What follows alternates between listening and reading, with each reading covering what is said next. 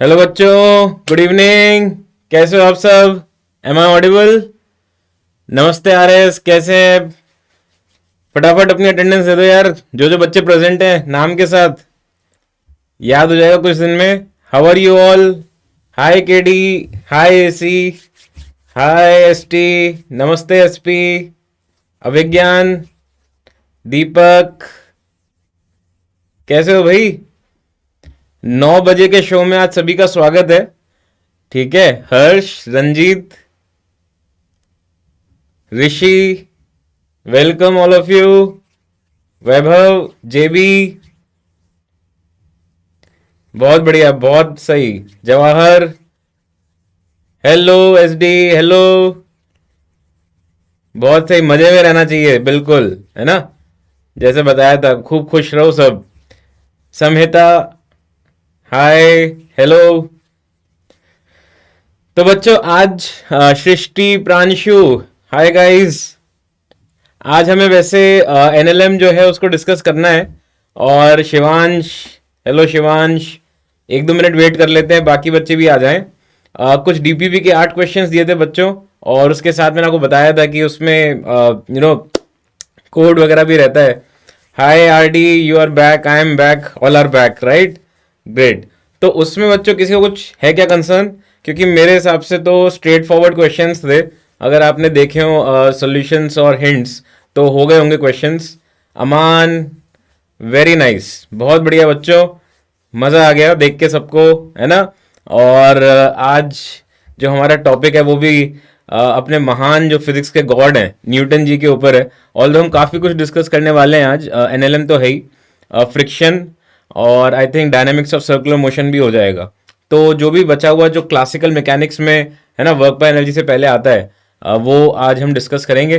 तो DPP done, great बच्चों। RS good, DR, HT well done, AK या C basically you are gunning for JEE Mains, right?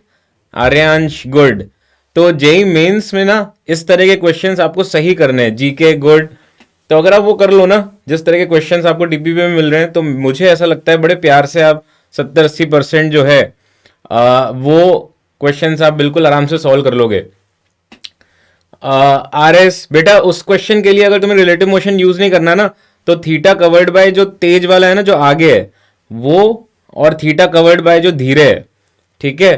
तो उसमें आप difference को पाई/2 लिख दो, और उसमें थीटा को ओमेगा टी लिख दो, तो बिना रिलेटिव मोशन के भी आराम से हो जाएगा। Theta equal to omega T formula इस्तेमाल कर लो। Hi Anubhav, great to see you. Okay, तो बच्चों can should we just start NLM then? कुछ पूछना है क्या डीपीपी में किसी को? कुछ any concern, any query? Because फिर फटाफट हम आज काम की चीज पे आ जाएं। या because trust me, JEE Mains में हमारा इंटेंशन क्या है बच्चों, एम क्या है? जेई मेंस में हमारा एम है कि 25 में से अगर हम 20 क्वेश्चंस पकड़ लें, मतलब मेरा ये रहता है कि अगर मैं एक एवरेज स्टूडेंट हूं और मैं ये सोच रहा हूं कि मुझे एक अच्छे एनआईटी में जाना है, तो मैं सोच रहा हूं कि मेरी यार 5,000 के अंदर रैंक आ जाए अगर मेंस में, तो मैं ये सोचूंगा कि यार मैं फिजिक्स में चाहूंगा कि 20 क्वेश्चन अटेम्प्ट करके उसमें 17-18 अगर सही हो जाए तो मजा आ जाए, है ना? बड़े प्यार से अच्छी रैंक आ जाएगी, ठीक है? राइट। तो वीएस शिप वाला जो क्वेश्चन है, I think you are talking about question number 5। तो बच्चों उसमें आप जो है एक शिप ड्यू नॉर्थ पे जा रही है, तो उसकी वेलोसिटी ले लो 40 जे कैप, और दूसरी शिप जो है ना उसकी भी वेलोसिटी दे रखी है, और कैप्टन ऑफ शिप को पता चल रहा है, तो वो रिलेटिव वेलोसिटी लिख दो आप आई कैप जे कैप के टर्म्स में, और फिर दो वेक्टर अगर मिल गए तो तीसरा ही जाएगा यार अपने आप। तो यही सॉल्यूशन में भी होगा, और आप उसको रेफर कर सकते हो। बड़ा प्यारा क्वेश्चन, इजी क्वेश्चन है। मुझे आईआईटी जाना है, एसपी अनफॉर्चुनेटली जेई मेंस के थ्रू आईआईटी नहीं जा सकते, उसके लिए आपको एडवांस जो है ना वो आपको क्रैक करना पड़ेगा, ठीक है? Hi Ayushman, good to see you बेटा। आई थिंक आयुष्मान जो है वो डेली आता है, हर क्लास अटेंड करता है मेरी। ग्रेट बेटा, नाइस। और भी बहुत सारे बच्चे हैं जो डेली करते हैं, और ये हमेशा मेरे को बता देता है कि मैं सर आयुष्मान हूं। तो दिस इज गुड, कोई बात नहीं। तो अब बच्चों जैसे आप है ना बाकी क्वेश्चंस भी कर सकते हो। Great KP, H T, great, love love you guys. Karan, great बेटा। तो मैं क्या कह रहा था कि जैसे मान लो कोई डीपीपी कर चुका, उसको खुशी हो गई कि मतलब मैंने कर लिया 8 सवाल, और फिर उसको लगता है कि नहीं सर मेरे पास टाइम और है तो मैं क्या करूं। तो बच्चों इतना अमेजिंग आपको प्लेटफॉर्म मिल गया है। और R S thank you, love you, thank you बच्चों, thank you Hanuman, good evening बेटा। तो आप उनको भी अटेम्प्ट कर सकते हो, ठीक है। हमें आप जैसी रैंक चाहिए तो क्या करें? आई थिंक बेटा अगर मुझे आपको मेरी जैसी रैंक चाहिए तो आपको पढ़ाई को एंजॉय करना पड़ेगा और बहुत अच्छे से एफर्ट लगाना पड़ेगा, without thinking about the result, just put an effort. Nobody knows यार कि है ना उसकी रैंक जो है ना वो S T, thank you sir, love you sir, thank you बेटा। तो बेटा उसमें क्या होता है कि आपको नहीं पता होता यार कि आपकी 200-300 रैंक आएगी, किसी को नहीं, कोई गारंटी थोड़ी है कि है ना कोई लिख देगा कि है ना साइन करके दे दिया आपके टीचर ने कि तेरी तो आ गई 100। ऐसा नहीं होता कभी। मैंने भी बहुत सारे टॉप 100 AIRs को पढ़ाया हुआ है और मैं खुद भी अच्छी खासी रैंक थी, तो मुझे खुद ही पता है बच्चों कि मैं कभी भी इतना कॉन्फिडेंट नहीं था कि मेरी इतनी अच्छी रैंक आ जाएगी। मेरे को लगता था नहीं 1000 के आसपास अंदर आ जाएगी, 1000 के अंदर, बट इतनी अंदर आ जाएगी, ऐसे मार्क्स आएंगे, तो मुझे नहीं पता था। तो इसलिए मेरा आपको ये सजेशन रहेगा कि आप स्कोर या रिजल्ट को ना सोचते हुए इतनी दबा के मेहनत करें कि मार्क्स आने ही पड़े, है ना, रैंक आ ही जाए। IIT वालों को आपको रैंक देनी ही पड़े। बट आप ये सोच के करोगे ना कि नहीं मुझे तो सर फर्स्ट चाहिए बस, मैं तो रोऊंगा नहीं, तो हर टेस्ट के बाद रोऊंगा अगर मेरी फर्स्ट नहीं आई, तो फिर मजा नहीं आएगा, है ना। अच्छा, अब अपने आप को किसी को मतलब हर कोई अंडर एस्टिमेट करता है, मतलब ये फैक्ट है, मैं खुद भी करता था एक टाइम पे। बट देन आई रियलाइज्ड कि यार अगर आपको अपने ऊपर भरोसा है ना तो बस और कुछ चाहिए ही नहीं लाइफ में। You just have to have faith in yourself and night is darkest before the dawn, okay. तो जब सुबह होने वाली होती है उससे पहले ही सबसे ज्यादा अंधेरा होता है। तो बच्चों इस चीज को ध्यान रखें। मुझे पता है कि आप लोगों के जीवन में जो एक साल आया है ना, जो पिछला साल आया है, वो इतना भयानक था कि यो कोई भी नहीं सोच सकता था। बट इसका मैं प्लस पॉइंट आपको बताऊं ना बच्चों जल्दी से, कि इस साल को आपने ऐसे झेल लिया ना अगर मस्ती में, अच्छे से पढ़ के मेहनत करके, तो आगे की लाइफ तो आपकी चुटकियों में निकलेगी, चुटकियों में क्या, ठीक है। तो इसलिए इस बात पे चलो बच्चों हम स्टार्ट करते हैं आज की क्लास। वीके मैंने IIT बॉम्बे से बीटेक किया था।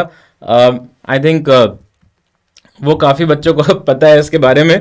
तो ये मेरे बारे में है बच्चों, और ये आपको स्लाइड में मिल जाएगा, आई थिंक एवरीबडी नोज। तो बच्चों आज जो हमारा टॉपिक है तो HH अपन आराम से बात करेंगे यार इसके बारे में ना। I think believe in yourself and the whole world falls into place, okay that's the spirit has to be like that. You never ever know कि कब आपकी जिंदगी पॉजिटिव मैनर में चेंज हो जाए। बहुत चुटकी लगती है बच्चों उसमें, और ये मैं पर्सनल एक्सपीरियंस से बोल रहा हूँ। मैं किसी भी तरह से आपको बेवकूफ़ बनाने की कोशिश नहीं कर रहा कि सर ऐसा थोड़ी होता है। मैं तो खुद के एक्सपीरियंसेस ही आपको बता रहा हूँ कि मेरे साथ भी ऐसी चीज़ें हुई हैं, ठीक है। तो इस पॉजिटिव थॉट के साथ आज अपन बच्चों स्टार्ट करें। और ये हम बाकी सारी, हाँ घमंड बिल्कुल नहीं है, देखिए घमंड कहीं से भी नहीं, घमंड कहीं से भी नहीं घुस सकता ना आ सकता, चांस ही नहीं है, ठीक है। तो बच्चों लेसन स्ट्रक्चर क्या है? लेसन स्ट्रक्चर जो है, लेसन स्ट्रक्चर देखें तो आज बच्चों लॉज ऑफ मोशन है, तो उसमें जो भी चीजें होती हैं, equilibrium, application second law, constraint, friction, pseudo force and dynamics of circular motion, ठीक है बच्चों। तो believe in yourself, how to study 14 hours a day, just study. How to study का मतलब क्या है? Just study, sleep for 7 hours, eat and do whatever activities you have to do for 3 hours and just study. What is so big deal about it? आप believe नहीं करोगे बच्चों कि मैं 10 मिनट में भी अपने आप को रिफ्रेश कर लेता हूँ, है ना। मैं मेरी 3 years की डॉटर, मैं उसके साथ जाके थोड़ी देर खेल लेता हूँ और बस, है ना, रिफ्रेशमेंट हो जाता है, तो बिल्कुल मजा आ जाता है उसमें, ठीक है। तो ऐसी आप भी चीजें सोचो कि भाई ऐसा कुछ एक्टिविटी कर लो, 10 मिनट में आज 2-3 गाने सुन लिए, फ्रेश हो गए, अपने भड़ाम फिर से लग गए, है ना, पढ़ाई करने में एकदम मगन हो गए। और जैसे ही बोर हो आप फिजिक्स पढ़ के तो केमिस्ट्री पे आ जाओ, केमिस्ट्री से बोर हो मैथ्स पे आ जाओ, मैथ्स से बोर हो वापस फिजिक्स में एक टॉपिक ढूंढो, फिजिक्स का एक टॉपिक से बोर हो गए, केमिस्ट्री का कोई पुराना टॉपिक ढूंढ लो। ऐसे करो, आप मिक्स करो चीजों को। तो मिक्स करोगे ना, तो लौकी में अगर तोरई होती है और बीच बीच में गोभी और मिक्स वेज बना देते हैं उसको, तो बड़ी अच्छी लग जाती है सब्जी, यार ये बड़ी मजेदार सब्जी है। और फिर पता चले साले इसमें तो लौकी दी, और लौकी अलग से कोई खिला दे आपको तो खाई ना जाए, है ना। तो वो चीज है, मिक्स करो, मिक्स, ठीक है। तो बच्चों इसकी चर्चा हम एंड में और करेंगे। अब चलो आगे बढ़ते हैं। Let us go to laws of motion. सबको पता है बच्चों इसके बारे में, आई थिंक मुझे आपको इसके बारे में बहुत ज्यादा बताने की जरूरत नहीं, बट जो इंपॉर्टेंट मैं बता देता हूं। फर्स्ट लॉ तो चलो बहुत ही बेसिक है। सेकेंड लॉ में क्या है बच्चों important? Net force is equal to rate of change of momentum, mass into acceleration. तब होगा बच्चों सिर्फ और सिर्फ तभी जब m कांस्टेंट है ना। व्हेन m इज कांस्टेंट, जब m वेरिएबल है तो ये फिर इसमें वो वेरिएबल मास सिस्टम वाली इक्वेशन बन जाएगी, ठीक है। नाउ थर्ड लॉ में क्या होता है बच्चों, थर्ड लॉ में for every action there is equal and opposite reaction, forces always act in pairs and you have to remember that action reaction pair never acts on the same body, है ना। Action reaction pair same body पे कभी नहीं लगेंगे, same body पे नहीं लगेंगे। अरे वाह यार, आ गई हिंदी भी, है ना। चलो ठीक है, तो ये बहुत ही बेसिक था, फटाफट करना है यार जरा ये जल्दी से। अभी देखें आपका फटाफट एक एनर्जी लेवल देखता हूं मैं, कितनी जल्दी आंसर बता पाते हो बच्चों, फटाफट करके बताओ प्लीज डू इट। आधा मिनट 30 सेकंड दे रहा हूं, जल्दी से बताओ, फटाफट फटाफट फटाफट। न्यूटन जी के सेकंड लॉ के सिंपल से एप्लीकेशन पे 2019 जेई मेंस में आया हुआ question, please do it, please do it. H A का आंसर आ भी गया, बहुत बढ़िया, जे बी गुड, बट बच्चों दोनों का अलग अलग आ रहा है तुम्हारा, यार गलत बात है ये, सबका सेम आना चाहिए। बच्चों प्लीज स्पैम ना करें बेटा, प्लीज डोंट स्पैम, हाँ ओके।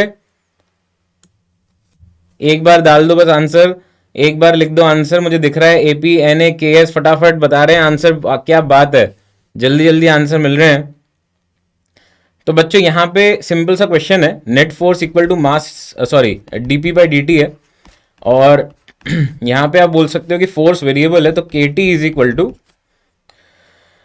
यहाँ पे बच्चों क्या हो जाएगा, अब टी निकालना है हमें, तो डीपी और dt को राइट में ले जाते हैं, dt को राइट में ले जाते हैं, तो फटाफट देखो फटाफट देखो, इंटीग्रेशन यहाँ पे लगा देंगे, लिमिट्स रख देंगे, तो बच्चों ये k t square by 2 is equal to 2p आ जाएगा ना, p से आप 3p इसका इंटीग्रेशन मार रहे हो, तो t बच्चों क्या आ गया 2 इंटू रूट p बटा k, which is nothing but option A, है ना। कोई बात नहीं, चलो जल्दी से आ जाएं, जो भी आ गए 5-6 मिनट लेट हो गए, कोई बात नहीं बच्चों, अभी जस्ट स्टार्ट ही किया हमने ना, तो रिफ्रेशमेंट हो गया हमारा। Next common forces in mechanics, बच्चों ये 5 ऐसे फोर्स हैं जिसके बारे में हम बहुत चर्चा करते हैं इस चैप्टर में। ग्रेविटेशनल फोर्स बहुत कुछ पढ़ चुके हो गए आप इसके बारे में, मुझे बहुत ज्यादा बताने की जरूरत नहीं, इंपॉर्टेंट मतलब है ही बट आपको पता होगा। Normal contact force is important, और ये पुशिंग पुलिंग वाला कॉन्सेप्ट मैं बोल देता हूँ, जैसे ये तो हमेशा पुल करेगा, और नॉर्मल कॉन्टैक्ट फोर्स हमेशा पुश करेगा, और टेंशन फोर्स पुल, स्प्रिंग फोर्स पुश ऑब्लिक पुल, फ्रिक्शन की चर्चा हम अलग से करेंगे। तो बच्चों इसमें फॉर्मूले वगैरह भी देख लेते हैं अपन, जैसे स्प्रिंग फोर्स का जो फॉर्मूला होता है वो होता है माइनस के एक्स, है ना। माइनस साइन क्या रिप्रेजेंट कर रहे हैं यहाँ पे, कि जिस डायरेक्शन में डिस्प्लेसमेंट है उसके अगेंस्ट फोर्स लग रहा है, मतलब मान लो यहाँ पे स्प्रिंग फिक्स है और आपने इस पॉइंट को खींच दिया एक्स से, ठीक है बच्चों। डीपीपी तो हो गया, डीपीपी तो हो गया, ओपीपी क्या होता है बेटा, ओपीपी, व्हाट इज ओपीपी। तो ये अगर खींच दिया मैंने, तो यहाँ पे जो स्प्रिंग फोर्स है बच्चों, एक्स लेफ्ट में है बट स्प्रिंग फोर्स राइट में, and therefore this minus sign. I hope this is clear. K होता है बच्चों spring constant, I hope this is not a problem. तो ये फॉर्मूला हम ध्यान यहाँ पे रखेंगे, है ना, अपोजिट डायरेक्शन के लिए माइनस साइन। प्लीज बच्चों जो भी बच्चे नए हैं उनको मैं बता दूं कि आपको ये सब लिखने की जरूरत नहीं है, आपको ये सब पीडीएफ के फॉर्म में बड़े प्यार से आपको वहां पे मिल जाएगा पास लेसन में, तो आप मजे करिए, एंजॉय करिए, इसमें परेशान मत होइए। टेंशन फोर्स जरूर मैं एक बार डिस्कस करना चाहूंगा स्प्रिंग फोर्स की तरह। तो बच्चों टेंशन फोर्स जो है ना वो लगता है टाइट रोप में, है ना, टाइट होनी चाहिए, टॉट, टॉट मतलब टाइट। ढीली रोप कोई फोर्स एक्सर्ट नहीं करती, और ये रोप हमेशा एक पुलिंग फोर्स लगाती है ना, पुलिंग फोर्स। तो यहाँ पे जैसे रस्सी इसको पुल कर रही है, यहाँ पे ब्लॉक को पुल कर रही है, तो हम हमेशा एक पुलिंग फोर्स लगा देंगे। नॉर्मल कॉन्टैक्ट फोर्स की बात करें तो वो जो फोर्स है वो कॉन्टैक्ट सरफेस के परपेंडिकुलर लगता है। पैरेलल कौन सा फोर्स लगता है बच्चों, कॉन्टैक्ट सरफेस के पैरेलल। एनीबडी, एनीबडी, बहुत टेंशन है, आई गॉट यू। नहीं मैं फील कर सकता हूँ यार, तुम्हें एक्चुअली बहुत सारी टेंशन होगी इस मोमेंट पे यार, बहुत मतलब इस साल प्रिपरेशन अच्छी नहीं हुई, वाई डब्ल्यू है, कोई बात नहीं बेटा, बट एक्सक्यूजेस कभी मत देना लाइफ में। मैं सही बता रहा हूँ, जिंदगी का अगर तुम्हें एक मंत्रा देना चाहूंगा ना मैं, तो ये मान लो कि जैसे हमने अपनी गलती एहसास हो जाती है कि हम हैं रिस्पॉन्सिबल हर चीज के लिए, तभी से आप मान लो आप विजय पथ पे, तभी से, है ना, खुद के अंदर से आपको निकलेगी आपकी आवाज, अंदर की आवाज जो है ना वो बहुत सही होती है। फ्रिक्शन, फ्रिक्शन, यार क्या बात है यार, अमेजिंग अमेजिंग, इतने सारे बच्चों ने सही आंसर दिया है, AT, PP, VK, VS, HA, SD, MS, अरे वाह, एचएच, आरपी, बहुत बढ़िया बेटा, एसपी बता रहा है, ग्रेट। फ्रिक्शन की चर्चा हम अलग से करेंगे, बट नॉर्मल कॉन्टैक्ट हमेशा परपेंडिकुलर टू कॉन्टैक्ट सरफेस लगेगा, ठीक है। और ये हमें ध्यान रखना है ना, सिंपल सी चीज है, नॉर्मल कॉन्टैक्ट फोर्स, नाम से लग रहा है। इन दोनों का रिजल्टेंट क्या होता है बच्चों, इन दोनों का रिजल्टेंट नॉर्मल और फ्रिक्शन का वेक्टर सम। ये भी बता दो, नॉलेजेबल जनता है फटाफट आंसर करेगी। फ्रिक्शन और नॉर्मल कॉन्टैक्ट फोर्स का वेक्टर सम क्या देगा बच्चों, फटाफट फटाफट। बेटा पूरी जो क्लास है सेशन एच as we have discussed earlier as well, English में होगा, हिंदी और इंग्लिश का मिक्सचर एंड टॉपिंग ऑफ मस्ती एंड एंटरटेनमेंट, ठीक है। तो ये अपना जनरली कॉम्बो रहेगा। तो ये बच्चों है रिएक्शन फोर्स और कॉन्टैक्ट फोर्स, ठीक है। बहुत बढ़िया यार, मजेदार, बहुत बच्चे को सब कुछ क्लिक हो रहा है, अच्छी चीज है। अब आते हैं बच्चों हम इक्विलिब्रियम पर। इक्विलिब्रियम कब होता है, ट्रांसलेशनल इक्विलिब्रियम। अभी हम ट्रांसलेशनल इक्विलिब्रियम की चर्चा करेंगे, रोटेशनल इक्विलिब्रियम की चर्चा रोटेशन में करेंगे। ट्रांसलेशनल इक्विलिब्रियम कब होगा, जब नेट एक्सटर्नल फोर्स उस बॉडी पे क्या हो जाए, जीरो, शून्य। तो नेट एक्सटर्नल फोर्स का मतलब बच्चों कि अगर एक मान लीजिए आपके पास एक बॉडी है और उसमें हम कोई भी एक दिशा ले लें, और अगर ये बॉडी इक्विलिब्रियम में है बच्चों, तो उस पर जो भी फोर्सेस लग रहे होंगे वो एक दूसरे को बैलेंस कर रहे होंगे। आप कोई भी दिशा ले लो, अगर ये बॉडी इक्विलिब्रियम में है तो जो हमारे लिए इजी दिशा होगी, इजी डायरेक्शन होगी, उसके अलोंग हम फोर्स जो है वो बैलेंस कर सकते हैं। जैसे मान लो यहाँ पे मान लीजिए ऐसा एक फोर्स लग रहा है 10 न्यूटन, और नीचे मतलब इस तरह से लग रहा है एफ, मान लीजिए ये एंगल 45 है, और लेफ्ट में लग रहा है एफ डैश।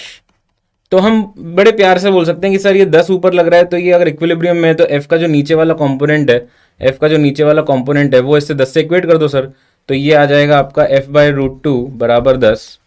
तो इसका मतलब सर एफ बराबर हो गया 10 रूट 2, और यहाँ पे एफ डैश भी सर उसी हिसाब से आ जाएगा 10 है। क्लियर है ना ये, इसमें कोई समस्या किसी को भी कि इक्विलिब्रियम कंडीशन अगर है बॉडी की ट्रांसलेशनल, तो उसमें आप नेट फोर्स जीरो कर लो और अपनी कन्वीनियंस की डायरेक्शन पकड़ के यार इक्वेट कर दो फोर्सेस, बैलेंस कर दो फोर्सेस। और इसी के ऊपर बच्चों अगला सवाल है जो मुझे ऐसा लग रहा है बड़ा ही आसान है, और मुझे ऐसा लग रहा है कि देखते ही आपको इसमें इतनी पुरानी यादें जुड़ी हुई होंगी, है ना। तो प्लीज ट्राई करें। अगर बच्चों स्ट्रिंग हैज मास तो कोई दिक्कत नहीं है, टेंशन तो फिर भी होगा उसमें, तो जिस जगह पे आप इक्विलिब्रियम कंडीशन लगा रहे हो वहां पे टेंशन ले लो। स्ट्रिंग का अगर मास है तो tension will very along the length, it can very, तो जो भी उसका टेंशन वेरिएबल है, तो अगर कहीं पे भी जहां इक्विलिब्रियम है उस पॉइंट पे आप टेंशन ले सकते हो, ठीक है।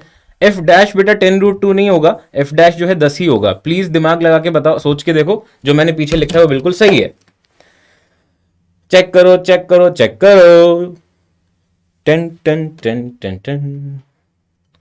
प्लीज ट्राई, बहुत सारे बच्चे सही आंसर दे रहे हैं, फटाफट फटाफट।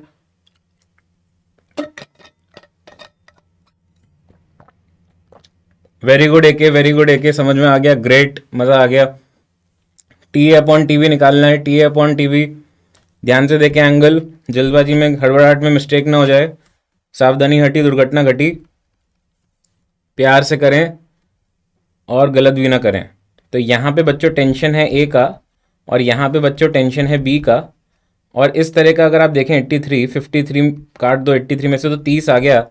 और अगर मैं डायरेक्शन ले लूँ बच्चों एक्स वाली, तो इसके अबाउट अगर फोर्स बैलेंस कर दूं बच्चों, तो टी ए का जो कॉस 37 है बच्चों, वो टीवी का साइन 30 आ गया। अब अगर आपको कॉस 37 नहीं वैल्यू पता, तो आपको एक चुल्लू भर पानी ले लेना चाहिए, है ना। इस मोमेंट पे आके आप ये भूल नहीं सकते, it's not at all a good thing, वो भूलना क्राइम है आपके एज में। तो टी ए अपॉन टीवी बच्चों क्या आ गया अपने पास, 5/8, that is option A. Thank you H M, thank you R S, thank you S J, V R, मजा आ गया देखकर, S D R U J, गजब, बहुत सही। चलो अगला करें, अगला करें, अगला सवाल फटाफट करें।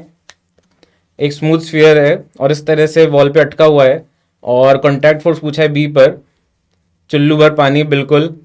आप तो ठंड भी बहुत है तो मजा भी आएगा है ना। डायरेक्शन 30 कैसा है बेटा, सिंपल मैथ्स है यार, 83 है ना यहाँ पे एंगल 83, तो 37 है ना, उसको 83 में से सॉरी 37 का जो कॉम्प्लीमेंट्री एंगल है वो 53 हो गया, 83 में से 53 माइनस कर दे तो 30 आ जाएगा बेटा, है ना।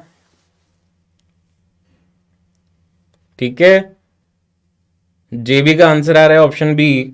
और भी देखे बच्चे, जल्दी जल्दी बताएं क्या ऑप्शन, कौन सा ऑप्शन, जो भी जिसका आंसर है वो एक बार बताएं। गुड, एच एस समझ में आ गया तो ग्रेट। एस एस का 500 न्यूटन आ रहा है, दैट इज ऑप्शन बी। ए का भी बी, एम एस का भी बी, बहुत सारी जनता बी के साथ है। ध्यान क्या रखना है बच्चों, यहाँ पे स्फेरिकल बॉडीज में एक चीज बहुत इंपॉर्टेंट है कि इसमें जो नॉर्मल कॉन्टैक्ट फोर्स है ना बच्चों, वो पास करता है उसके सेंटर से। ये इसलिए मैंने आपको क्वेश्चन करवाया, जिससे कि जिन बच्चों को ये नहीं पता है ना, उनको भी पता चल जाए। तो बच्चों यहाँ पे लग रहा है एक कॉन्टैक्ट फोर्स जो कि सेंटर से पास कर रहा है, परपेंडिकुलर है सरफेस से। एक और शॉर्ट ट्रिक बताता हूँ आपको, थोड़ा मजा आएगा सुनने में, शायद आप अप्लाई करेंगे तो आपको कूल भी लगेगा।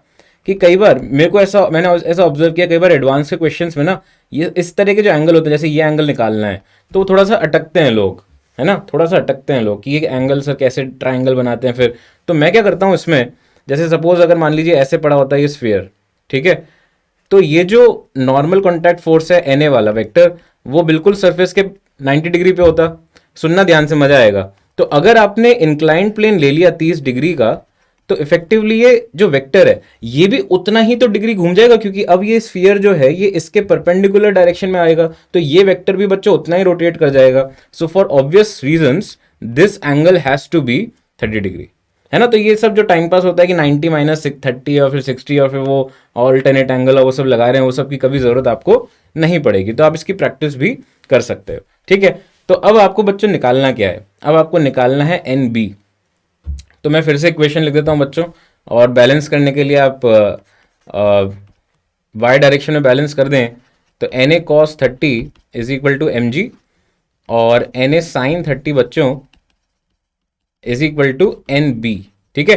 तो इन दोनों को आप सॉल्व करके बच्चों 500 जो है ना, वो आपका आंसर बिल्कुल सही आ जाएगा, राइट। बट लामीज थ्योरम किसी काम की नहीं है अपने इसमें ना, इक्विलिब्रियम में किसी काम की नहीं है। तो आप जो मैं बता रहा हूं उसको अगर अप्रोच को यूज करोगे ना, आप भूल जाओगे उसे, आपको कभी यूज करने की जरूरत नहीं पड़ेगी, ठीक है। ये जो एंगल बताया ना, ट्रिक जो आपको बताई, वो बहुत मजेदार है, उसको आप यूज करना, आपको बहुत कंफर्टेबल फील होगा, ठीक है। Application of Newton second law, तो बच्चों फेमस एप्लीकेशन है जिसमें बहुत सारी पुलियां होती हैं जो बहुत दर्द देती हैं, कि सर पुली हमारे जीवन में जब से आया है तब से दुख और दर्द के अलावा कुछ हुआ नहीं। क्योंकि पुली ने क्या किया, आपके जीवन में जो टेंशन की समस्या थी वो उसने बढ़ा दी, है ना, है ना। तो यहाँ पे टेंशन सपोज ऊपर टी लग रहा है और यहाँ पे भी ऊपर आ गया। तो पहले क्या हो रहा था, जब ये सिर्फ एक ब्लॉक था, ओके ओके, ऑब्जर्व बच्चों ऑब्जर्व। तो suppose there was only one block, तो टेंशन यहाँ पे था एंड ऊपर वाले पॉइंट पे टेंशन नीचे था, right. So what I would say कि पुली की वजह से टेंशन की जो डायरेक्शन है बच्चों वो चेंज हो गई, टेंशन की डायरेक्शन चेंज हो गई। And therefore what you have to remember is that pulleys जो है, पुलीज के लिए आपको थोड़ा सा ध्यान से इस क्वेश्चन को करना है। कभी भी आप पुली आ जाएं तो थोड़ा कॉशियस रहना। और ये हमारी आइडियल पुली है। Ideal pulley is again massless and frictionless. Ideal pulley is massless and frictionless. तो जैसे इस केस में अगर मैं बोलूं कि ये नीचे जा रहा है, ये ऊपर जा रहा है, तो आप वैसे लिख सकते हो इक्वेशन। ध्यान से देखें एक बार, फटाफट ऑब्जर्व करें बच्चों, फिर शॉर्ट ट्रिक भी बताऊंगा इसमें। जो मैं बताना चाह रहा हूँ वो डिस्कस कर लेता हूँ बच्चों, पहले ध्यान से फोकस करें। जो मैं बता रहा हूँ उसको सुन लो ना आज आप, तो आपको मजा आ जाएगा, मैं मजाक नहीं कर रहा। और बहुत सारे टॉपिक्स हैं, एनएलएम पूरा, फ्रिक्शन पूरा, सर्कुलर मोशन ऑलमोस्ट पूरा, तो प्लीज फोकस। तो यहाँ पे बच्चों ये हो जाएगा 40 minus t is equal to 4a, और ऊपर जा रहा है तो t minus 10 is equal to 1a। इसको सॉल्व करके आ जाएगा एक्सेलरेशन और टेंशन। इसका शॉर्ट ट्रिक ये है बच्चों कि आप इसको ना इसको सीधा कर सकते हो, क्योंकि एक्सेलरेशन का जो मैग्नीट्यूड है ना सेम है दोनों का। तो उस कॉन्सेप्ट को मैं कैसे यूज कर रहा हूं कि रस्सी को सीधा कर दिया। तो यहाँ पे ये 1 है, ये 4 है, तो इसमें जो सीधा किया तो वेक्टर्स भी उसी हिसाब से मैंने डायरेक्शंस ले ली। ये a आ गया और इसमें भी a आ गया। और यहाँ पे अब क्या नेट फोर्स आप यूज कर सकते हो। नेट फोर्स कैसे यूज करोगे, ये 40 है और यहाँ 10 है, तो टेंशन जो है बच्चों वो कैंसिल हो गया। हाँ एनएलएम बहुत मजेदार है, एसडी बट फोकस। तो ये टेंशन तो इंटरनल फोर्स हो गया। तो हम क्या बोल सकते हैं कि ये जो ए है वो डायरेक्टली क्या आ गया, 40 माइनस 10 बटा सम ऑफ मास दैट इज 5। तो आप इससे निकाल सकते हो दैट ए आपका डायरेक्टली आ गया 6। समझ में आया। ये तब आप इस्तेमाल कर सकते हो बच्चों जब आपका जो छोटा ए है ना वो सेम है दोनों का, एक ही रस्सी हो। और हाँ टोटल लेंथ अनबैलेंस, मतलब ये अलग अलग तरीके से बोलते हैं लोग, कभी ड्राइविंग फोर्स, कभी अनबैलेंस्ड फोर्स, लेंथ मेथड, जो भी नाम देना चाहें। बट मैं बोलता हूँ कि भाई एक्सेलरेशन का मैग्नीट्यूड सेम है, उस कॉन्सेप्ट को वो यहाँ पे यूज कर रहे हैं। अब हम आगे बढ़े बच्चों, कंस्ट्रेंट पे देखें। तो कंस्ट्रेंट मान लो आपकी लाइफ को और टफ बनाने के लिए मैं एक ऑप्शन, एक केस देता हूँ, शायद आपने देखा होगा। और please observe, please observe, y acceleration up on on 1 kg block. बच्चों तो नीचे कैसे जाएगा, कहीं भी एक जगह तो मानना ही पड़ेगा ना। देखो ध्यान से, ए बी, अगर 4 वाला भारी है तो नीचे मान लेते हैं, तो 1 वाला ऊपर जाएगा। एक ही तो रस्सी है, एक ही तो रोप है ना, एक ही तो रोप है। एक लेकिन एक साइड का नेगेटिव साइन आ रहा है, कोई दिक्कत नहीं है, तुम ऐड कर दो बेटा, तो इस इन दोनों से भी सेम आंसर आएगा। मैंने एक्सेलरेशन की डायरेक्शन को कंसिडर यहाँ पे प्लस माइनस वैसे नहीं लिख रहा। देखो मैं कैसे लिख रहा हूं, ए जिस डायरेक्शन में वो वाला फोर्स बड़ा है, तो यहाँ पे कौन बड़ा हो गया, टेंशन। तो टेंशन बड़ा -10 जो कि छोटा है, तो टी -10 आ गया। यहाँ 4 में नीचे जा रहा है तो 40 - टी आ गया। ये लॉजिक का मैंने इस्तेमाल किया। ग्रेट एवी, गुड। अब देखो कंस्ट्रेंट में ये और थोड़ा सा टेढ़ा हो गया कि भाई ये मान लो 4 किलो है और ये 1 किलो है। अब बोल रहा है कि फिर एक्सेलरेशन निकाल। तो प्रॉब्लम क्या है बच्चों यहाँ पे, कि अगर यहाँ पे टेंशन टी है तो इधर टेंशन 2 टाइम्स टी है, ये सबको पता होना चाहिए। इसका एक्सेलरेशन A1 है, इसका एक्सेलरेशन A2 है। और A1 A2 में रिश्ता कैसे निकालें, तो लेंथ मेथड नहीं बताऊंगा, बट एक प्यारा मेथड बताऊंगा जो कि वर्चुअल वर्क नाम से है, वर्चुअल वर्क मेथड। उसमें क्या होता है बच्चों, work done by tension force को जीरो कर देते हैं। क्यों? क्योंकि ये इंटरनल फोर्स है टेंशन, और इंटरनल फोर्सेस जो डिफॉर्मेशन है वो प्रोड्यूस अगर नहीं कर रहे तो फिर वहां पे उनका वर्क डन जीरो हो जाएगा। नो डिफॉर्मेशन में कोई वर्क डन नहीं होगा। तो बच्चों कैसे लिख रहा हूं मैं वर्क, ध्यान से देखो, टेंशन ट्रिक बोल देते हैं वर्चुअल वर्क जैसा। तो वर्क डन में टेंशन जीरो कैसे, मतलब सर ये ऊपर फोर्स लग रहा है, ऊपर जा रहा है, तो वर्क डन पॉजिटिव। और वर्क में वैसे तो एक्स आता है, बट उसको 2 बार डिफरेंशिएट करेंगे तो ए आ जाएगा। इसका वर्क डन क्या होगा, फोर्स ऊपर डिस्प्लेसमेंट नीचे, तो नेगेटिव। और 2 टाइम्स टी इंटू A1 बराबर 0। तो A2 बराबर आ गया 2A1। This is a virtual work method से आया हुआ आंसर। तो ये बच्चों ध्यान रखिए ट्रिक, एक्सेलेंट मैनर। बट ये तभी काम करेगा जब पुलियां और रस्सियां आपकी जिंदगी में तंग ला रही हैं, टेंशन ला रही हैं। अदरवाइज आप यूज करोगे ना तो वहां पे पंगा ये है कि नॉर्मल भी इंटरनल फोर्स होता है, वेज के ऊपर मास पड़ा है, उस वक्त ये काम नहीं करेगा, वहां पे आपको कुछ और सोचना पड़ेगा। ठीक है, तो ये वाला केस हमने यहाँ पे डिस्कस कर लिया।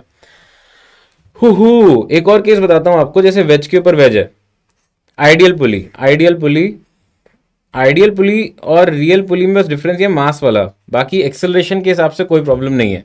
प्लीज ऑब्जर्व करते रहे बच्चों, ध्यान से सुने, लिखें कुछ नहीं, प्लीज ऑब्जर्व करें। अब जैसे इसमें, हाँ हाँ क्वेश्चंस आएंगे, KP we will solve questions, कोई दिक्कत वाली बात नहीं है, सुनते रहो, ज्ञान मिल रहा है और भर लो ज्ञान। एक सेकेंड, एक बार वापस से ही फोटो बनाऊं, थोड़ा सा अच्छा टाइप का फोटो बनाऊं जिसमें डर ज़्यादा लगे। तो जैसे ये है, नहीं डर वैसा नहीं, मतलब सीखने वाला, एंजॉय करने वाला, कि कुछ समझ में कुछ नया सीखने को मिल जाए, तो ऐसा कुछ सिस्टम है मान लो। Please observe, please observe, please observe. तो अगर बच्चों यहाँ पे आपको इनकी वेलोसिटीज या एक्सेलरेशंस को कंपेयर करना है, जैसे कि मान लो V1 है और इसकी मान लो V2 है नीचे, तो V1 और V2 में रिश्तेदारी कैसे निकालेंगे। तो सपोज इसमें ये वेज के ऊपर वेज है, इसमें तो रस्सी है ही नहीं, तो यहाँ पे कैसे यूज करेंगे हम, कौन सा वर्चुअल वर्क और क्या, ये तो है ही नहीं। तो इसमें क्या लॉजिक होता है बच्चों की, जो कॉन्टैक्ट है ना उसके परपेंडिकुलर ये लाइन आ गई, तो इसके अलोंग दोनों का जो वेलोसिटी का कंपोनेंट है वो सेम होना चाहिए, क्योंकि नहीं तो कॉन्टैक्ट छूट जाएगा। तो यहां पे क्या हो जाएगा बच्चों, ये V2 है, और आप लॉजिक लगा सकते हो फिर से। तो ये जैसे V1 है, ये एंगल थीटा है, तो इसका कंपोनेंट आ जाएगा बच्चों V1 साइन थीटा, और दूसरे वाले में बच्चों ये एंगल थीटा हो जाएगा, तो ये आ जाएगा V2 कॉस थीटा। इससे आप दोनों का रिश्तेदारी निकाल सकते हो, बिल्कुल, है ना। लिख देता हूं मैं इंग्लिश में भी, वेलोसिटी और acceleration about line perpendicular to common surface is same. ठीक है, तो ये लॉजिक आप इस्तेमाल कर सकते हो, ये थोड़े डिफिकल्ट क्वेश्चंस में भी काम आता है, एडवांस का कॉन्सेप्ट भी है ये थोड़ा सा, तो ये मैंने आपको बता दिया, जिससे कि मान लो अगर बाई चांस यूज हो जाए तो आप कर लो, है ना। ऐसी रोप के अलोंग, रोप की डायरेक्शन में भी वेलोसिटी है वो भी सेम होती है। बच्चों क्वेश्चंस के थ्रू समझा दूंगा वापस, ठीक है, एक डोंट वरी, जितना तुझे समझ में आया उसके हिसाब से क्वेश्चन अटेम्प्ट कर, क्योंकि फिर मैं इन क्वेश्चंस को डिस्कस कर ही रहा हूँ, तो उसमें फिर से ये लॉजिक आएंगे, तो फिर से वो समझ में आ जाएगा। प्लीज ट्राई करें बच्चों, ग्रेट जॉब, प्लीज ट्राई करें। Thank you RS, always in contact. हाँ RS, always in contact. VK बिल्कुल सही, ये सवाल करो और इसका सही आंसर निकालने की कोशिश करो पहली बार में, प्लीज ट्राई करो।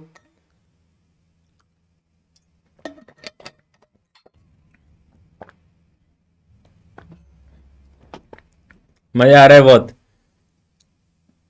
सच बता रहा हूँ, अगर स्वेटर पहना होता ना तो मतलब पसीने निकल जाते अभी तक। इतनी हीट निकल रही है, इतना हीट प्रोड्यूस कर रहा हूं मैं। यार तुम लोगों ने आंसर नहीं बताया फ्रिक्शन वाला कि मैंने कितना हीट प्रोड्यूस कर रहा हूँ इस तरह से। हैं तुम तो बहुत चतुर लोग हो, कई तो बहुत स्मार्ट बच्चे बैठे हैं, तो थोड़ा सा एस्टिमेट तो लगाओ यार। Please try try out this question. 10/3। I think 10/3।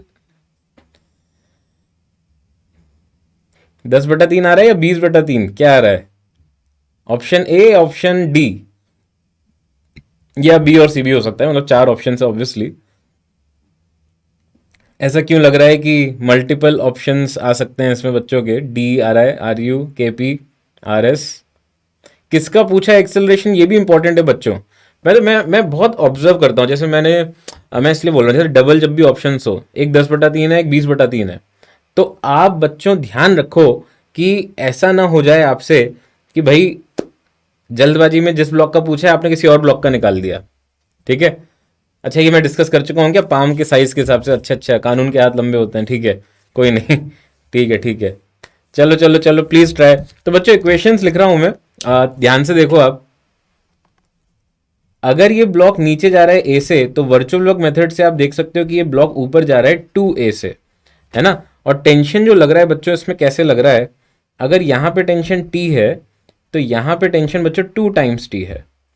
ठीक है, तो अब बस मैं इक्वेशन लिख रहा हूँ, इसमें देखो क्या, b जो है उसका mg हो गया बच्चों 40, a का नीचे की तरफ mg साइन थीटा हो जाएगा, और उसको आप निकाल सकते हो बच्चों एज 10। तो बच्चों इक्वेशंस क्या बन रही है प्लीज चेक। पहला equation, t -10 is equal to mass of a into acceleration, और इस b की इक्वेशन बन गई 40 -2t is equal to 4 times acceleration. तो अगर मैं बच्चों इसको ऊपर वाली इक्वेशन को 2 से मल्टीप्लाई कर दूं और फिर सिंपली ऐड कर दूं नीचे वाली इक्वेशन के, तो डायरेक्टली मुझे दिख रहा है 2t कट गया। तो देखें क्या आ रहा है इससे, 40 - 20 20 इज इक्वल टू कितना आ रहा है, देखें देखें, 2 × 2 × 2 8 + 4, 8 + 4 12a, तो a आ गया बच्चों 10/6 मीटर पर सेकेंड स्क्वायर। बट हमें निकालना इसका है a का, तो इसका डबल हो जाएगा 2a, तो 2a हो गया बच्चों 10/3। A option is correct. क्या बात है एच ए, क्या बात है वी आर, क्या बात है, गुड बच्चों गुड बच्चों। फ्रिक्शन में बता दूंगा, फ्रिक्शन में बताता हूं कि जब डिस्कस करूंगा अभी फ्रिक्शन, तो पाम से बता देंगे कितनी हीट निकल रही है, ठीक है? क्वेश्चन के थ्रू अगर कोई आता है तो उसके थ्रू अपन डिस्कस कर लेंगे। ये क्लिक हो गया सबको, ये क्लियर है इक्वेशन? यार देखो मैं सही बता रहा हूँ ना, ये मेंस के हिसाब से अच्छा क्वेश्चन है। मेंस के हिसाब से this is a good question. मतलब थोड़ा सा टफर साइड में ही है, बट अगर आपको कॉन्सेप्ट क्लियर है, आपको इक्वेशन बनानी आती है, तो मुझे मात्र 15 सेकंड लगे सॉल्व करने में। ठीक है, गुड। तो चलो आगे बढ़े। इस क्वेश्चन को करें बच्चों। इस फोटो को देख के कुछ कुछ हो रहा है क्या? इस फोटो को देख के कुछ कुछ हो रहा है क्या? कभी ऐसे सिस्टम देखें कि आपने जिसमें 2 मास हैं और एक रस्सी है और एक सपोर्ट है, इस तरह की चीजें? तो प्लीज ट्राई करें इस क्वेश्चन को, जल्दी से बताएं इसका answer. Please check, please check.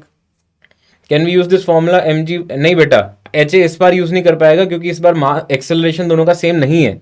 मैंने क्या बोला था कि एक्सेलरेशन सेम होना चाहिए, एक रस्सी हो तभी करो, ज्यादा इसको प्रॉब्लम में मत फंसो। A N 2a virtual work method, बेटा अभी बताया था मैंने वर्चुअल वर्क मेथड, उसका इस्तेमाल किया मैंने A N. Good question, but मैंने जस्ट पीछे बताया था सेम कॉन्सेप्ट।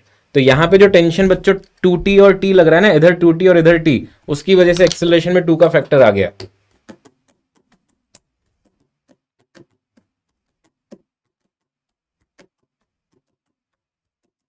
बहुत बच्चे फोकस होके अच्छे से सॉल्व करने की कोशिश कर रहे हैं। आज उनको ऐसा लग रहा है कि उनके पुराने जो कुछ चैप्टर्स थे जो बहुत पहले पढ़े हुए थे, उनका टेस्टिंग चल रहा है। और देखें बहुत सारे बच्चे अलग अलग आंसर भी दे रहे हैं। प्लीज करें अच्छे से बच्चों, ध्यान से करें, क्या पूछा है उसने उस बात का भी ध्यान रखें। मेरे हिसाब से बच्चों 50 न्यूटन या 40 न्यूटन गड़बड़ है। I think 120 Newton seems correct. KP सही, ए के गुड, वी आर चेक कर बेटा, एम एस चेक करो, चेक करो, 120 आ रहा है क्या, चेक करो, वी एम चेक कर बेटा, एस एस देख वापस से। मेरे हिसाब से 120 आना चाहिए, प्लीज चेक करें। ध्यान से करें, ध्यान से करें।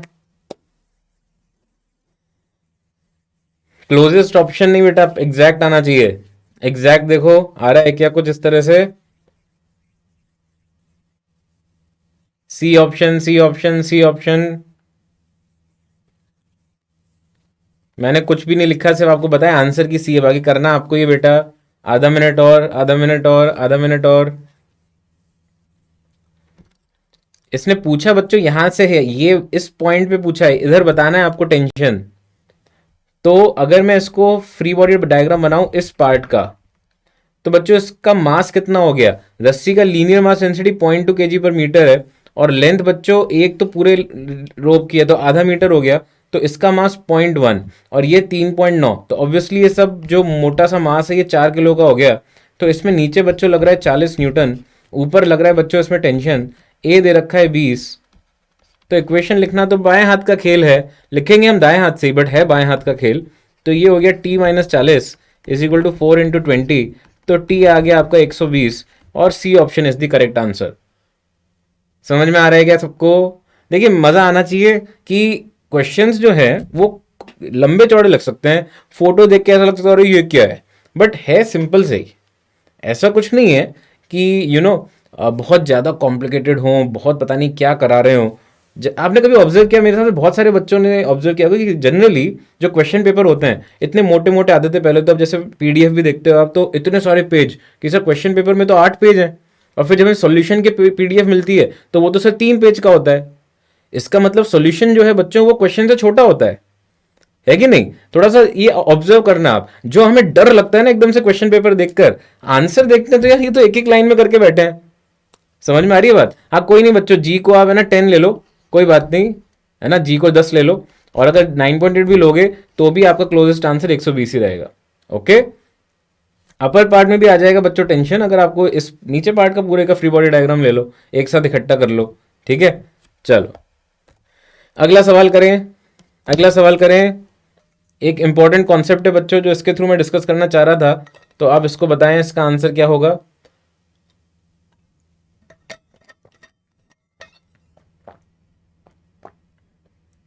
सर y4 की थी 3.9 बेटा, और रस्सी का भी मास है। रस्सी का भी तुम देखोगे ना क्वेश्चन में तो मास दिया है रस्सी का, तो वो भी अपन को कंसिडर यहां पे करना पड़ेगा। रस्सी का मास भी लेना पड़ेगा। Please check, please check.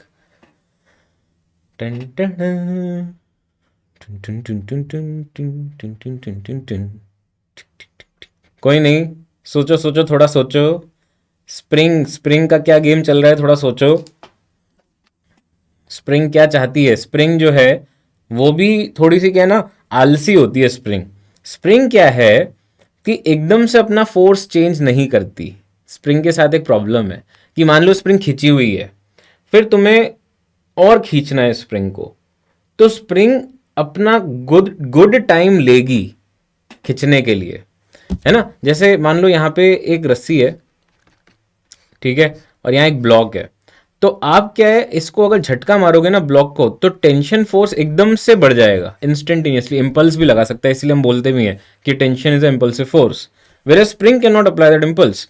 अगर आप मान लीजिए स्प्रिंग को यहाँ कनेक्ट करते हो और फिर आप ब्लॉक पे धक्का लगाते हो, तो बच्चों स्प्रिंग जो है ना उसको टाइम लगेगा अपना फोर्स चेंज करने में, तो वो स्प्रिंग तब तक खिंच जाएगा। ठीक है, तो बच्चों इस केस में क्या होगा, ध्यान से देखना। अगर 2m और m मासेज हैं और string between the blocks is cut, please focus, please focus. तो बच्चों ये जो छुटका m है, ये तो गया, ये तो g से नीचे चला गया, बट बच्चों यहाँ पे जो स्प्रिंग है ना उसको अपना फोर्स चेंज करने में टाइम लगेगा। तो क्या होगा 2m के साथ, ध्यान से देखें। 2m जो है ना उसमें नीचे 2mg लग रहा है, और उससे पहले क्या हो रहा था, before the spring was cut, यहां पे क्या हो रहा था, 2mg नीचे लग रहा था, और बच्चों टेंशन था mg, तो ऊपर फोर्स था 3mg। तो बच्चों ये स्प्रिंग जो है ना उस वक्त भी 3mg ही लगता रह जाएगा, स्प्रिंग कट होने के बाद भी। तो ऊपर 3mg नीचे 2mg, तो ये बच्चों अनबैलेंस्ड फोर्स होगा, ये पक्का ऊपर एक्सेलरेट करेगा विद एक्सेलरेशन ऑफ g/2। बोलो भाई समझ में आया क्या? ये बहुत इंपॉर्टेंट क्वेश्चन है, इंपॉर्टेंट कॉन्सेप्ट है।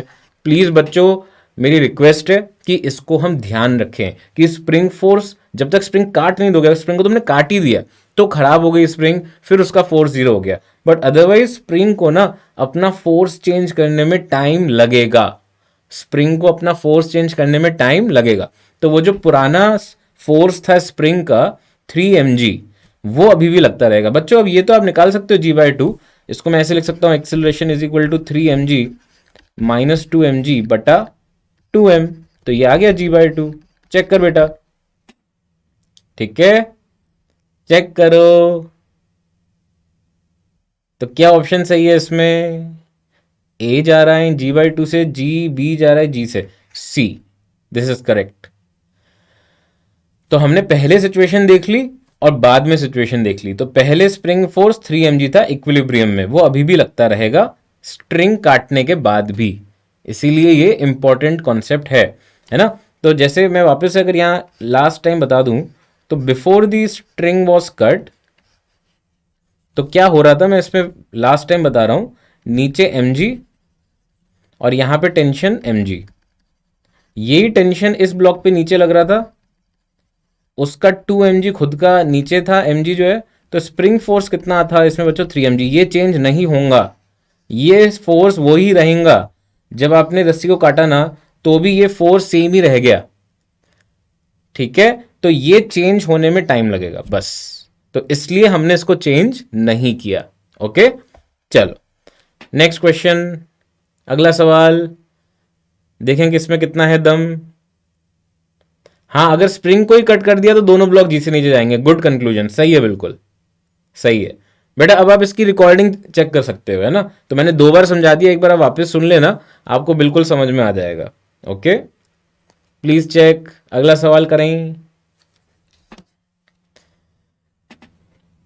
इक्वेशन भी लिख दो ना अगर आप सवालों की फटाफट की, भाई अब आपको इतने सारे क्वेश्चन करवा रहा हूं मैं इस तरह के, तो उसमें फिर आपको क्लिक होना चाहिए कि अच्छा अच्छा ऐसा कॉन्सेप्ट, अच्छा अच्छा वैसा कॉन्सेप्ट, तो उस हिसाब से भी आप ट्राई कर सकते हो।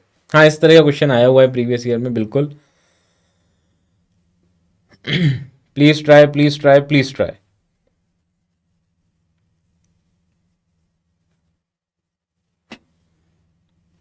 20/9 आई थिंक, हाँ ये सही होगा। इक्वेशंस लिख दें बच्चों, इक्वेशन में लिख रहा हूँ, फिर अपन आगे बढ़ेंगे अब। तो मैं इसमें इक्वेशन लिख रहा हूँ, सॉल्व कर लेना, 20/9 आएगा। ये रिंग जो है बच्चों राइट में एक्सेलरेट कर रहा है A1 से, ये नीचे एक्सेलरेट कर रहा है A2 से। देखना, सुन ले, ध्यान से सुन लो, समझ में आ जाएगा। Q जो है उसका मास 2 है, तो ये 20 न्यूटन, यहाँ पे टेंशन T, यहाँ पे टेंशन T। तो बच्चों इक्वेशन क्या बन जाएगी Q के लिए, 20 माइनस T बराबर, Q का मास है 2, तो 2 टाइम्स A2। अच्छा, इसका कंपोनेंट ले लो, तो T/2, T cos 60 T/2 is equal to mass of P into A1, है ना।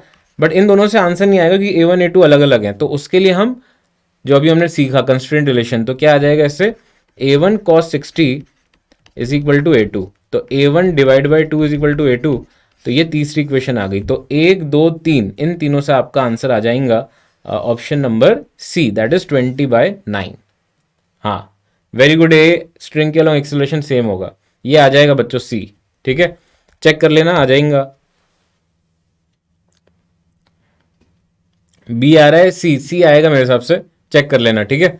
तो जो तीनों इक्वेशन मैंने सही लिखी है उससे जो आ रहा है वो सही है, बट मेरे हिसाब से भी आएगा। अब चलें फ्रिक्शन पे, है ना, अगले पार्ट पे चलें। अब 3 पार्ट करने हैं बच्चों अपन को स्ट्रिंग थ्योरी। अरे यार बहुत, मतलब मैं बता रहा हूँ अल्टीमेट है फिजिक्स जो है ना, वो बहुत अल्टीमेट चीज़ है। आप बस मतलब अभी तो जेई क्लियर करो, बट जब भी फ्री हो ना तो आप मज़े से पढ़ना, आपको अल्टीमेट फन मिलेगा, मतलब बहुत मज़ा आता है। फिजिक्स अलग ही चीज़ है, अलग ही दुनिया है। तो यहाँ पे जब इंटरलॉक्स बनते हैं बच्चों, दो सरफेस जब उनका मिलन होता है, तो फ्रिक्शन जो होता है ना, फ्रिक्शन बड़ा इमोशनल बंदा है यार। फ्रिक्शन क्या होता है, इंटरलॉक बना लेता है, और वो इंटरलॉक की वजह से क्या है, एक रिएक्शन फोर्स लगता है, और कॉन्टैक्ट फोर्स भी बोलते हैं उसको अपन, जैसे मैंने आपको शुरुआत में बताया था क्लास के। तो इसमें बच्चों की जो फोर्स है, उसमें बच्चों 2 कंपोनेंट होते हैं। मैंने आपको ये भी बताया था कि वर्टिकल कंपोनेंट होता है नॉर्मल कॉन्टैक्ट फोर्स, और बच्चों ये जो हॉरिजॉन्टल कंपोनेंट्स है ना, इन्हीं को हम क्या बोलते हैं, horizontal components. Horizontal components are friction, ठीक है। नाउ क्या क्या ध्यान रखना है, ध्यान क्या रखना है, number 1, friction acts along contact surface. भूल गए तो समस्या पैदा हो जाएगी बच्चों, अगर भूल गए ये चीज तो समस्या पैदा हो जाएगी। दूसरी चीज, फ्रिक्शन जो है, अगर आप ध्यान से देखो तो फ्रिक्शन यहाँ पे अलोंग द कॉन्टैक्ट सरफेस तो लग ही रहा है ना, और फ्रिक्शन की जो वैल्यू है वो हम फिर अब निकालते हैं और कैलकुलेट करेंगे। बट इधर आप ये सोच सकते हो कि जो फ्रिक्शन है वो अपोज करेगा, friction opposes relative motion, friction opposes relative motion. उसको बिल्कुल अच्छा नहीं लगता यार कि रिलेटिव मोशन हो रहा हो, ठीक है। हाँ यार बहुत अच्छी बात है। टाइप्स ऑफ फ्रिक्शन में 3 प्रकार के हैं, static, limiting, kinetic.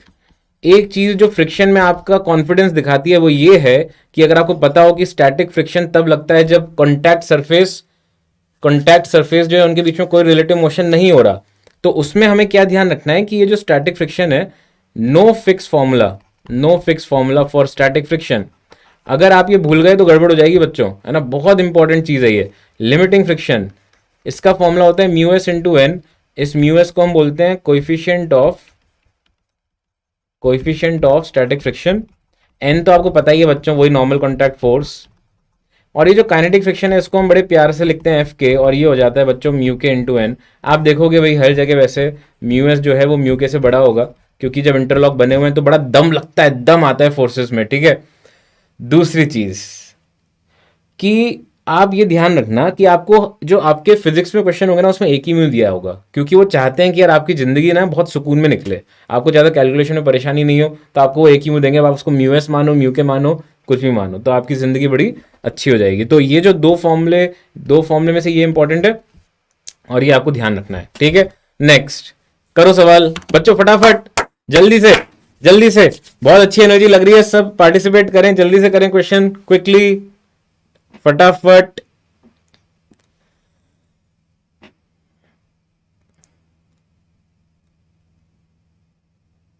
Please do it, please attempt करो। देखो इसका आंसर क्या आ रहा है। एस एच का आ रहा है डी। जो वापस से चेक कर बेटा, प्लीज चेक इट अगेन।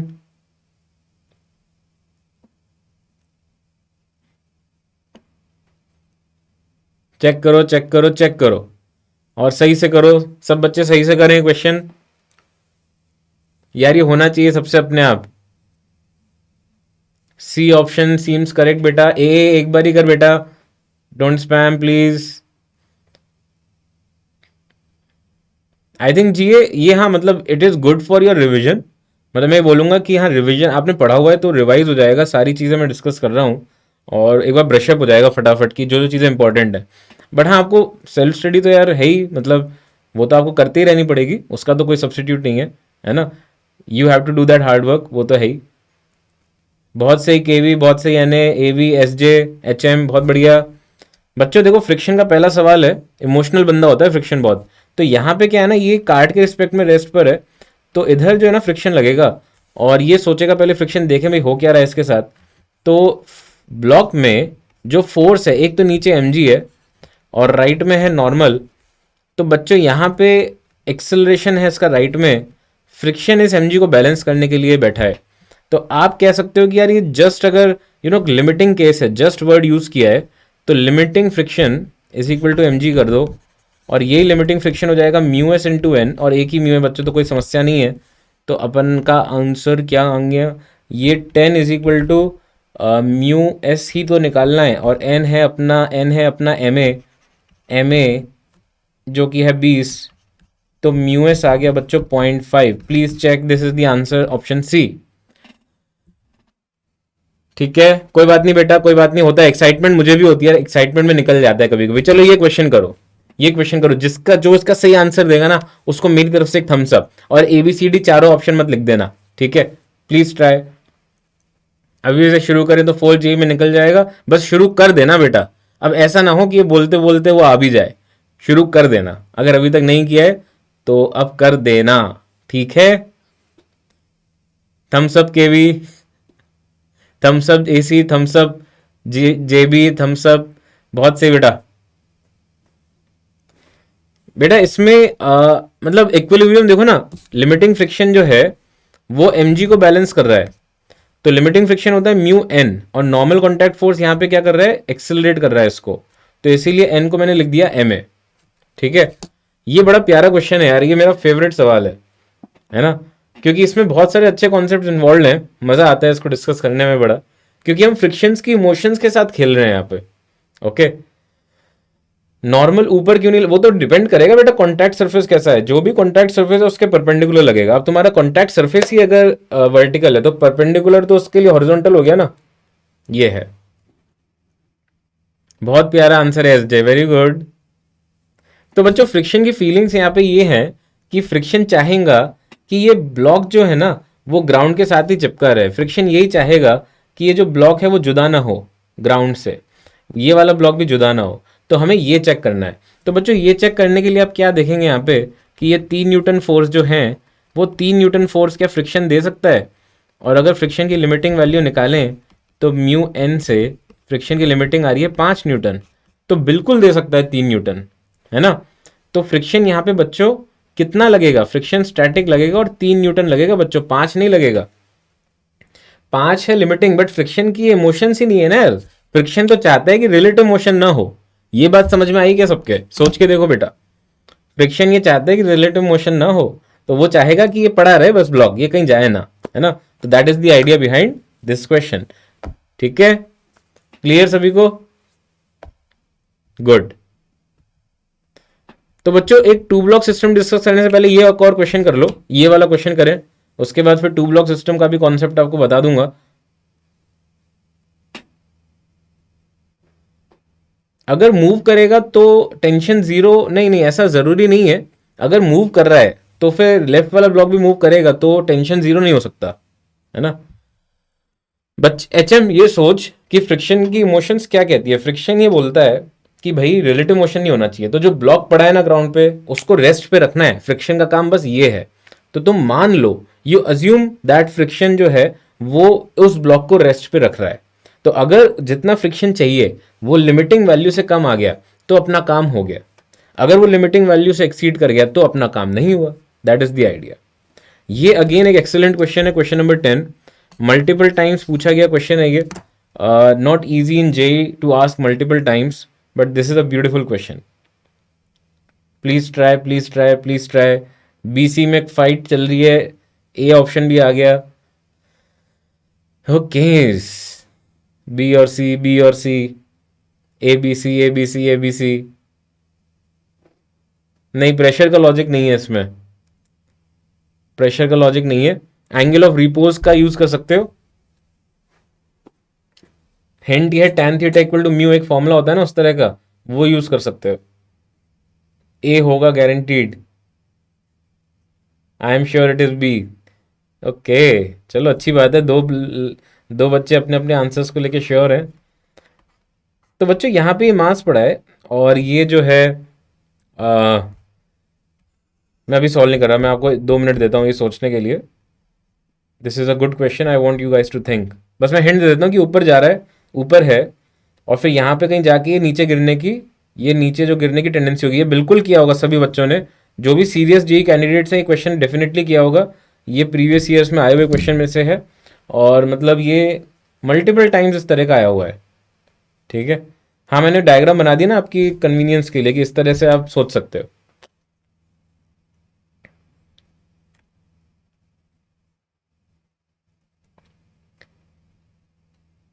तो जब ज्यादा ऊपर लेके जाओगे आप ब्लॉक को तो वो स्लिप क्यों करने लगेगा, क्योंकि उसमें जो एम जी साइन थीटा है,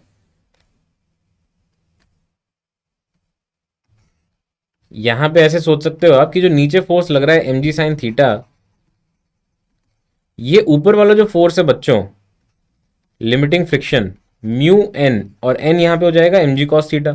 तो ये एम जी साइन थीटा इस लिमिटिंग फ्रिक्शन से बड़ा हो जाए तो फिर ये नीचे स्लिप कर जाएगा। जैसे ही आप इक्वेट करेंगे इन दोनों को तो उससे आपका tan theta equal to mu आ जाएगा। इसी को हम बोलते हैं एंगल ऑफ रिपोज, ये थीटा को।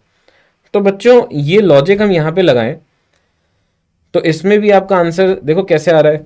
अगर tan theta equal to mu आ गया, अब सर tan थीटा का क्या करें, ये तो चलो ठीक है म्यू, बट tan थीटा का क्या करें, तो ये tan थीटा हो जाएगा बच्चों d y by d x, और d y by d x x square बटा 6 is equal to 0.5, sorry x square बटा 2।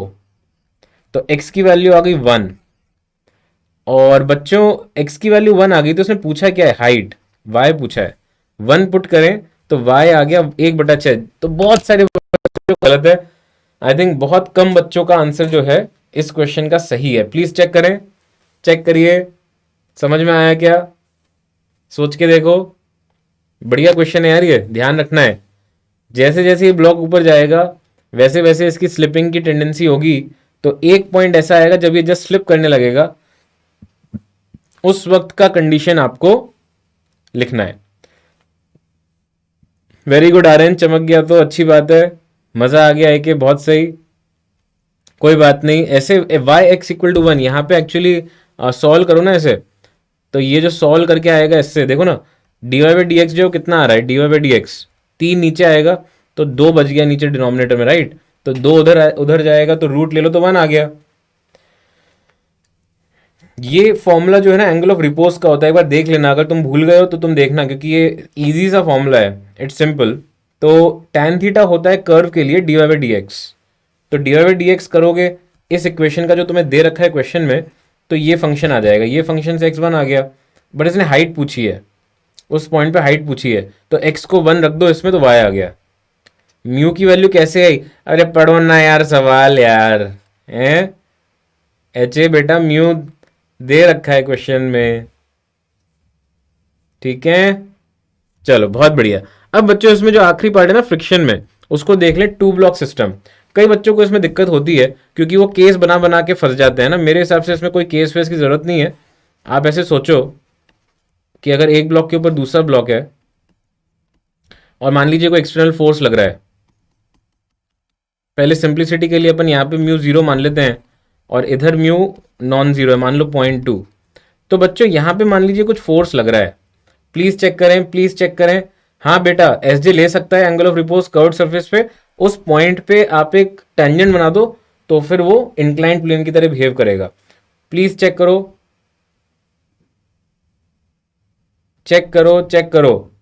हाँ वर्टिकल, मतलब वर्टिकल प्लेन में है वो, वर्टिकल प्लेन। तो यहाँ पे बच्चों ये कॉन्सेप्ट क्या है कि जो पंगे वाला ब्लॉक है ना, वो कौन सा है? पंगे वाला ब्लॉक का मतलब कि जो फ्रिक्शन के भरोसे बैठा है मूव करने के लिए। तो जैसे यहाँ पे m1 है फ्रिक्शन के भरोसे, तो तुम उसका मैक्सिमम एक्सेलरेशन निकाल दो। तो a मैक्स ऑफ m1 वो कितना आ जाएगा यहाँ पे म्यू, और नॉर्मल डिवाइड बाय मास, तो ये आ जाएगा म्यू जी, ठीक है। तो जैसे फॉर एग्जांपल ले लेते हैं इसमें वैल्यू, तो ये 2 मीटर पर सेकेंड स्क्वायर आ गया। और ए कॉमन क्या होगा? ए कॉमन हो जाएगा एफ बटा m one plus n two, मतलब ये दोनों अगर साथ में गए, तो अगर बच्चों ए मैक्स ग्रेटर देन ए कॉमन आ गया तो अपन बोल सकते हैं कि कोई दिक्कत नहीं है, बोथ ब्लॉक्स मूव टुगेदर, दोनों साथ में जाएंगे। और अगर ए मैक्स लेस देन ए कॉमन आ गया तो स्लिपिंग टेक्स प्लेस, ठीक है। ये सिंपल सा कॉन्सेप्ट याद रखो कि जो फंसा हुआ ब्लॉक है ना, जो ब्लॉक फ्रिक्शन के भरोसे है, उसका मैक्सिमम एक्सेलरेशन निकाल दो। जो फ्रिक्शन के भरोसे मूव कर रहा है, तो उसका अगर तुमने मैक्सिमम निकाल दिया, कॉमन एक्सेलरेशन निकाल दिया, बस उन दोनों को कंपेयर कर दो, उससे तुम्हारा सेटिंग हो जाएगा। तो अब इसके ऊपर एक क्वेश्चन देख लेते हैं बच्चों, प्लीज ट्राई करें, प्लीज ट्राई। वो डिपेंड करेगा, हाँ m1 will move forward, but वो कितना हमसे मूव करेगा वो डिपेंड करेगा f की वैल्यू पे। तो यहाँ पे मैंने ग्राउंड पे भी फ्रिक्शन दिया है, अब थोड़ा सा अपना अकल लगा के आप बताएं ग्राउंड पे फ्रिक्शन होने से क्या हो जाएगा, बट ये आ जाना चाहिए इसका आंसर। प्लीज ट्राई, कोशिश करें बच्चों, अच्छा सवाल है।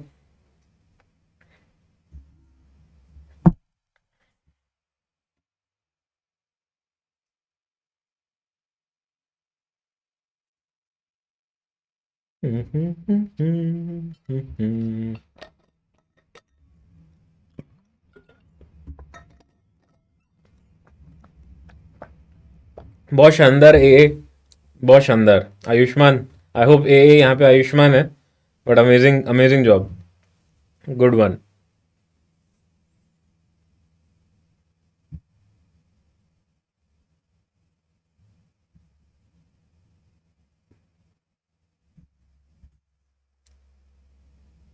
नहीं बेटा, सूडो फोर्स की जरूरत ही नहीं है, ये फ्रिक्शन का ही कॉन्सेप्ट है, सूडो फोर्स की यहाँ पे कोई जरूरत नहीं है।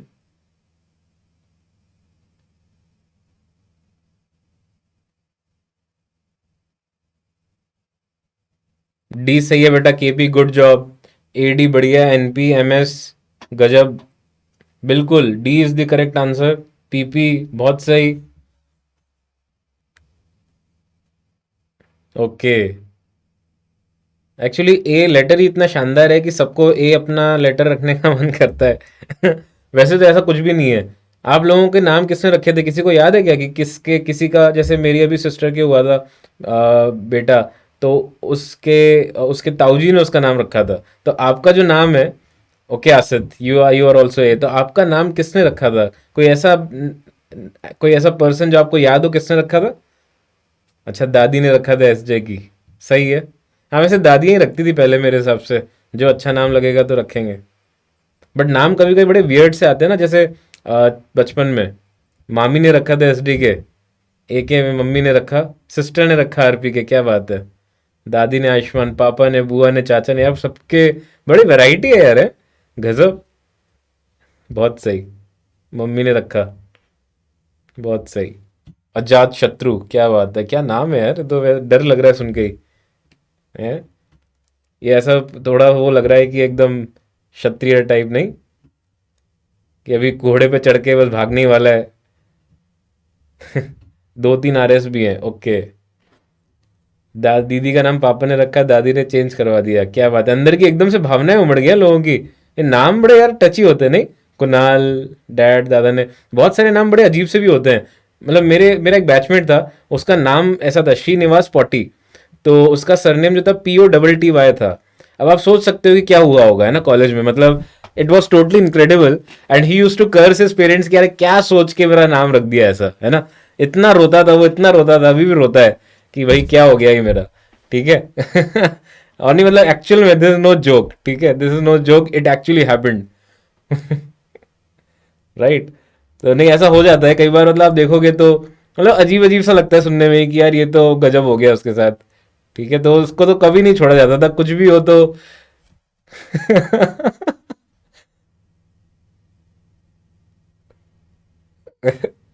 आकाश एक तारा।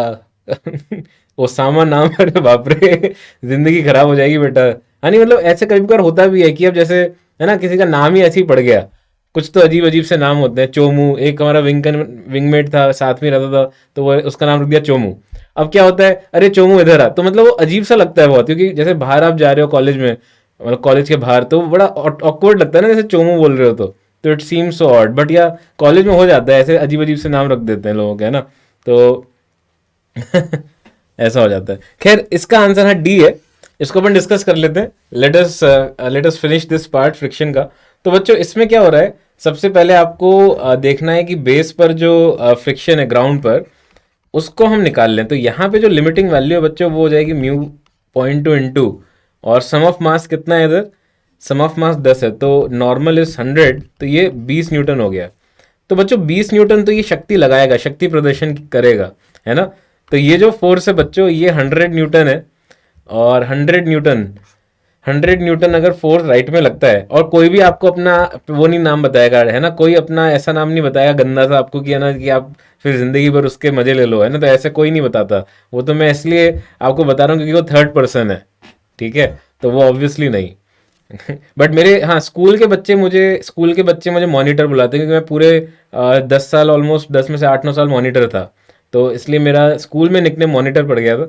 बाकी कॉलेज में तो बहुत आर्बिट होता है यार, बहुत खैर मजे आते हैं, मतलब that life is also pretty cool. तो बहुत ही सही है। खैर, इसमें अगर हम ध्यान से देखें तो 20 - 10/10, तो बच्चों ये 8 आ रहा है कॉमन, ये कॉमन एक्सेलरेशन आ रहा है।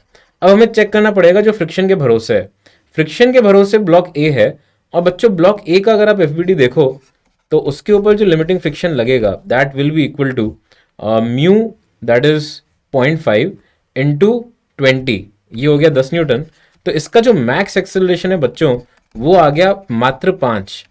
तो अगर मैक्स ही 5 है और कॉमन 8 है, तो ऑब्वियसली वो 8 से नहीं जा सकता, तो स्लिपिंग हो जाएगी। तो अगर मैं बी का फ्री बॉडी डायग्राम बनाऊं, अब मैं सही करता हूं इसे, तो क्या क्या फोर्स लगेंगे, 100 राइट में, 20 तो पहले से ही लग रहा था नीचे वाला फ्रिक्शन, और ये वाला फ्रिक्शन भी 10 लगेगा। तो बच्चों इसका एक्सेलरेशन आ गया 70/8, दैट इज 8.75 मीटर पर second square. This is the answer. ठीक है, आई होप यू अंडरस्टूड। तो ये थोड़ा क्लासिक प्रॉब्लम है जो 2 ब्लॉक सिस्टम पे होता है, तो अपन इसको कर ले, और ये अच्छा अंडरस्टैंडिंग के लिए अच्छी चीज़ है।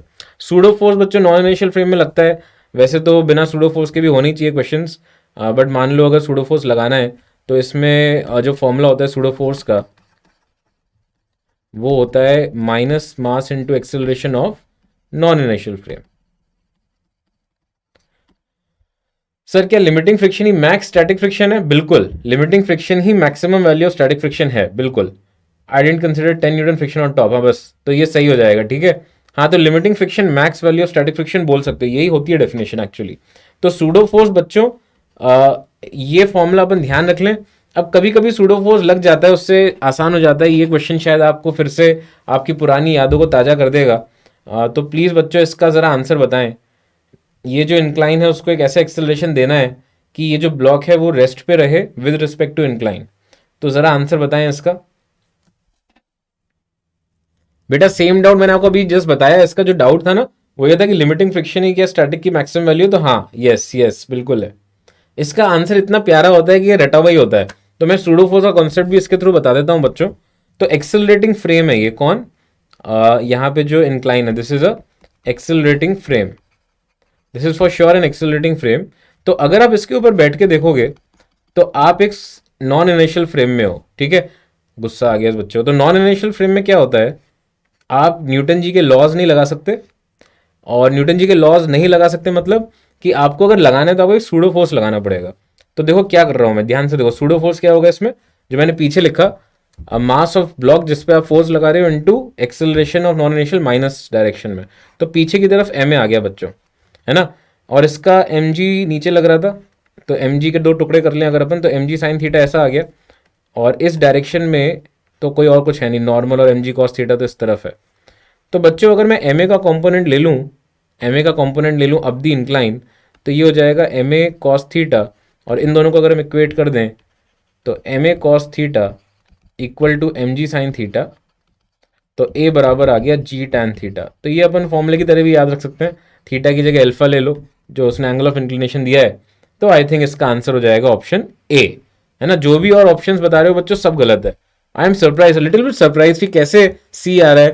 आई एम लिटिल सरप्राइज, पता नहीं शायद ऐसी गलती से ही ऐसा सोच लिया होगा कि कुछ और क्वेश्चन समझ लिया है मेरे हिसाब से। बाकी सिंपल है यार, ये जी टैन थीटा जी टैन अल्फा तो यार बहुत बहुत कॉमन चीज़ है। ये पहली बार देख रहे हैं अपने, तो हो ही नहीं सकता। I can not imagine it कि ये पहली बार देखा जा रहा हो। I can not imagine it, है ना। ये तो नहीं हो सकता, ये तो पक्का आपने कभी ना कभी देखा ही होगा, इनकाउंटर किया होगा इसका, है कि नहीं। ओके चल कोई नहीं, भूल गया था तो गलती माफ, ठीक है। बट ये रिवीजन हो गया, सबको समझ में आ गया। ये सूडो फोर्स है बच्चों, यहाँ पे ये वाला force, this is the pseudo force. Oh this is the pseudo force, this is the pseudo force, ठीक है। क्लियर है। Block is at rest with respect to wedge, इसीलिए मैं इक्विलिब्रियम कंडीशन मान रहा हूं। अगर यहां पे आपको नॉर्मल पूछा होता कि नॉर्मल कितना लग रहा है, तो नॉर्मल हो जाता बच्चों एम ए का नीचे वाला component m a sine theta plus m g cos theta, ये नॉर्मल हो जाता अगर आपको पूछता कोई कि नॉर्मल कितना है, राइट। तो ये आप इस तरह से इसको निकाल सकते हो। ग्राउंड फ्रेम से भी हो जाएगा ये क्वेश्चन, ऐसा नहीं कि सिर्फ इसी से होगा, ग्राउंड फ्रेम से भी हो जाता। बस उसमें यह है कि फील इक्विलिब्रियम में ज़्यादा आती है। कई बच्चों को लगता है इक्विलिब्रियम सही है सर, नेट फोर्स जीरो करना है आंसर आ जाएगा, है ना। तो इसलिए कई बच्चों को वो फील होता है। जी अपॉन साइन थीटा याद, नहीं नहीं नहीं नहीं नहीं, देखा हजारों दफा आपको, फिर बेकरारी ऐसी है क्या बेटा। 10 पे तुझे कैसे इतना शायरानापन बेटा, एक है ये तो मतलब किसी गलत क्लास में तो नहीं आ गए तुम कोई बात नहीं, अच्छा अच्छा है। अगर खुद से लिखी है तो अच्छी है, और कॉपी की है तो कॉपीराइट इशू हो सकता है बेटा, ठीक है। अमेजोन के प्लेटफॉर्म पे है बेटा अपन, है ना, कॉपीराइट इशू हो सकता है क्योंकि ये प्लेटफॉर्म बहुत ही सुपर है और गजब है, ठीक है। हाँ चलो कोई बात नहीं, अच्छा अच्छी शायरी थी। तो अब बच्चों डायनेमिक्स ऑफ सर्कुलर मोशन पे आ जाएं फटाफट। हाँ हाँ, मतलब अच्छा है, सूडो फोर्स अगर लग जाए तो बहुत ही प्यारा हो जाता है क्वेश्चन कुछ कुछ जगह। तो this was one of them. Ground frame में फिर लिमिटिंग वाला केस करना पड़ता बिल्कुल, कि वो जस्ट स्लिप नहीं हो रहा, वो सब करना पड़ता, ठीक है। तो वो ऑब्वियसली फिर थोड़ा सा है, मतलब उसमें आपको लिखना पड़ेगा, बट अदरवाइज हो जाएगा, ठीक है। तो डायनेमिक्स ऑफ सर्कुलर मोशन में बच्चों क्या है प्लीज चेक करें। सपोज कोई भी बॉडी अगर सर्कुलर मोशन कर रही है, ठीक है, प्लीज ऑब्जर्व करें, प्लीज ऑब्जर्व करें। तो बच्चों उसका जो नेट फोर्स होगा, जो भी उसमें नेट फोर्स होगा, जो भी उसमें नेट फोर्स होगा, वो आप बेसिकली उसके दो डायरेक्शंस में तोड़ सकते हो उसको। प्लीज चेक करो, फोकस करें बच्चों सभी, फोकस करें सभी। जैसे मान लीजिए एफ फोर्स है इसमें, तो इसमें मान लीजिए दिस एंगल इज थीटा, तो आप इसके कंपोनेंट कर सकते हो कि भाई ये हो गया मान लीजिए एफ कॉस थीटा, और यहाँ पे हो गया बच्चों एफ साइन थीटा। तो इसमें दो पॉसिबल डायरेक्शन है यहाँ पे, एक डायरेक्शन हो गया आपका रेडियल और दूसरा डायरेक्शन होगा बच्चों टेंजेंशियल। तो आप लिख सकते हो कि जो भी नेट फोर्स अलोंग रेडियल है, नेट फोर्स अलोंग रेडियल है towards the center, towards center of circle, वो किसके बराबर होगा? Mass into radial acceleration. बच्चों फोकस, तो ये mass into v square divided by r, ये हो जाएगा रेडियल के लिए। और दूसरा आपका जो नेट फोर्स है along tangential, net force along tangential, ये कितना है बच्चों? Mass into A T. और ए टी का बच्चों कोई ऐसा फिक्स फॉर्मूला नहीं है, बस ये आपको ध्यान रख सकते हैं, यहाँ डीवी बाई डी टी होता है, where v stand for speed, right. तो ये आप बच्चों फोकस कर लें, याद रख लें, कितने ही फोर्स लग रहे हो उन सबका आप कंपोनेंट ले लेके तोड़ के रेडियल और टेंजेंशियल के अलोंग ब्रेक करके ये स्टैंडर्ड फॉर्मूले वहां पे लगा सकते हो, ठीक है। तो let us quickly come on to a question. करें बच्चों ये सवाल। एक बॉल है जो कि इस तरह से एक पेंडुलम मोशन कर रहा है हॉरिजॉन्टल सर्कुलर पाथ में, तो आपको मैक्सिमम टेंशन दे रखा है, मैक्सिमम ओमेगा चाहिए। प्लीज चेक करें, सॉल्व करें। Again getting a feeling many बच्चा will quickly solve this question and get the correct answer. अपने आप इक्वेशन लिखो, शायद पुरानी यादें ताजा हो जाएंगी।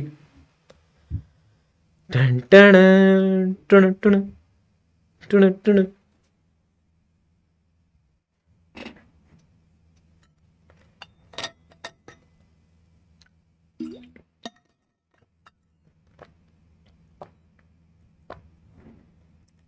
Please check, please check, please check.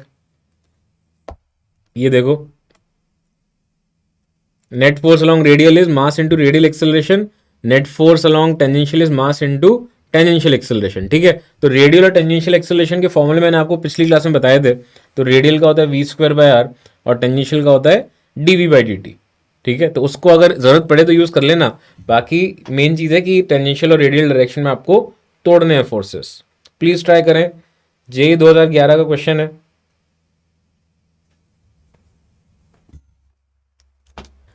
Notes तो बच्चों आप किसी, हाँ, जो भी आपके सर्स रहे हैं जिन्होंने भी आपको पढ़ाया उनके नोट्स रिवाइज कर लें, कोई दिक्कत नहीं है। जहाँ भी कोचिंग, स्कूल, जिस जगह से आपने पढ़ाई करी है वो नोट्स आपके बड़े मतलब क्लोज टू हार्ट वाले नोट्स होते हैं, उनको देख के ही बहुत सारी मेमोरीज आ जाती हैं, तो बिल्कुल आप रिवाइज कर सकते हैं। ये हमारा जो सिलेबस है उसमें भी ऐसे है कि अगर किसी ने सारी क्लास अटेंड कर ली तो वो जो पीडीएफ है ना, वो आपके लिए खजाना हो गया कि भाई उसमें सब कुछ लिख दिया है मैंने, और जो क्वेश्चंस करवाए हैं वो अगर आपको याद आ गए तो hopefully many of the questions in your exam will be very relatable. ये लेक्चर आपको रिकॉर्डेड मिलेगा, बिल्कुल मिलेगा बच्चों। शुरुआत में बताया था मैंने आपको that you can go through the past lectures, और उसमें सब मिल जाएगा आपको। रिकॉर्डिंग भी मिलेगी, क्यों नहीं मिलेगी यार, सब मिलेगा भाई। अमेजोन है यार, सोच के देखो, टेक है ना, obviously they will give you everything, don't worry about it. So बच्चों यहाँ पे अगर मैं सोचूं यार, बड़ा फ्री बॉडी डायग्राम बनाए कि ये बॉल के साथ क्या हो रहा है, तो एम जी ऐसे लग रहा है बच्चों, टेंशन ऐसे लग रहा है, और यहाँ पे थीटा एंगल है मान लीजिए। तो इसका बच्चों रेडियल डायरेक्शन कौन सा हो गया? रेडियल डायरेक्शन हो गया राइट में। This is radial acceleration, radial right में। तो इसमें इक्वेशन क्या लिख सकते हैं हम? प्लीज चेक करें, प्लीज चेक करें। अरे थैंक यू एक कोई नहीं, कोई नहीं। T sine theta is equal to mass into radial direction, that is m omega square r, और टी कॉस थीटा बच्चों एम जी को बैलेंस कर रहा है, तो एम इंटू जी। इन दो इक्वेशंस को बच्चों डिवाइड कर दो और आपको इससे ओमेगा की वैल्यू आ जाएगी 18। प्लीज चेक करें, इन दो इक्वेशंस को डिवाइड करके ओमेगा 18 आ रहा है क्या? प्लीज चेक करें।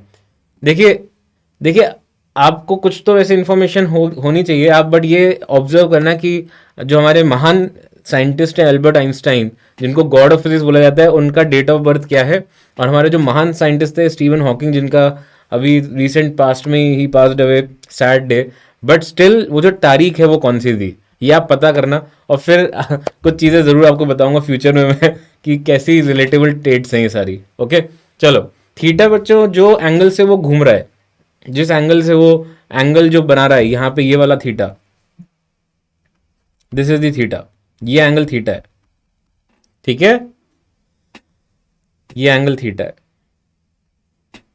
ये एंगल थीटा है। तो बच्चों इसमें देखो ना, ये फ्री बॉडी डायग्राम क्लियर है क्या आपको? ये फ्री बॉडी डायग्राम, ये तो एक्सेलरेशन है ना, ये फोर्स नहीं है, ये दो फोर्स हैं सिर्फ। थीटा की वैल्यू कुछ भी हो सकती है यार, वो डिपेंड करेगी जो भी बाकी चीजें दे रखी हैं उस पर। इसने ना तो पूछा है ना हमें दिया है, तो कुछ भी हो सकती है, डिपेंड करेगा जो भी वैल्यूज उसके हिसाब से आ जाएगी। बट जैसा है यहाँ पे हम बोल सकते हैं कि भाई इन दोनों को आप डिवाइड कर दो, और अगर लेंथ दे रखा है, अच्छा लेंथ भी दे रखा है ना, तो वो यूज कर लो। लेंथ और रेडियस का जो टर्म है ना वो कट जाएगा, फिर ये लेंथ है ना, और ये इसमें आपको थीटा जो है इसमें ये आर हो गया, तो tan थीटा की वैल्यू साइन थीटा के थ्रू निकाल लेना, है ना, तो ओमेगा की वैल्यू आपको 18 यहाँ पे मिल जाएगी। हाँ tan थीटा को यूज कर लो बिल्कुल, जैसे साइन थीटा हो गया r/l, है ना, इस चीज का इस्तेमाल कर लेना, तो that should give you the value. Length पता चल गया है ना, r और थीटा के टर्म्स में फंस जाएगा ये।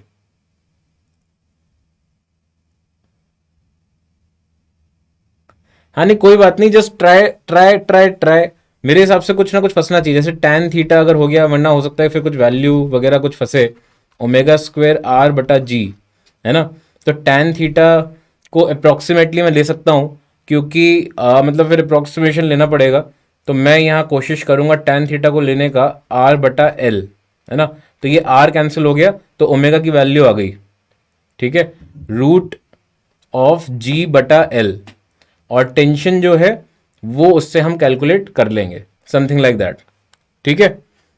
तो वही ऑप्शन है फिर हमारे पास, यही करना पड़ेगा, है ना। तो जो कोनिकल पेंडुलम है, लंबी रस्सी है, छोटा एंगल थीटा मान के आप अप्रोक्सीमेशन लेके उससे आंसर निकाल लो, राइट। हाँ बीपी मतलब यही दो इक्वेशन है, इसके अलावा हमारे पास कुछ है भी नहीं, हम इन दो इक्वेशंस के अलावा कुछ कर भी नहीं सकते, ठीक है। तो ये दो इक्वेशंस हैं, इनको डिवाइड कर दो, तो tan थीटा जो है वो आप ध्यान से देखो तो r अपॉन मतलब वैसे ये परपेंडिकुलर होगा, but since this theta small ये अज्यूम करना पड़ेगा, वरना तो हम कुछ कर नहीं पाएंगे, तो r अपॉन l ही ले लो, sine theta approximately equal to tan theta.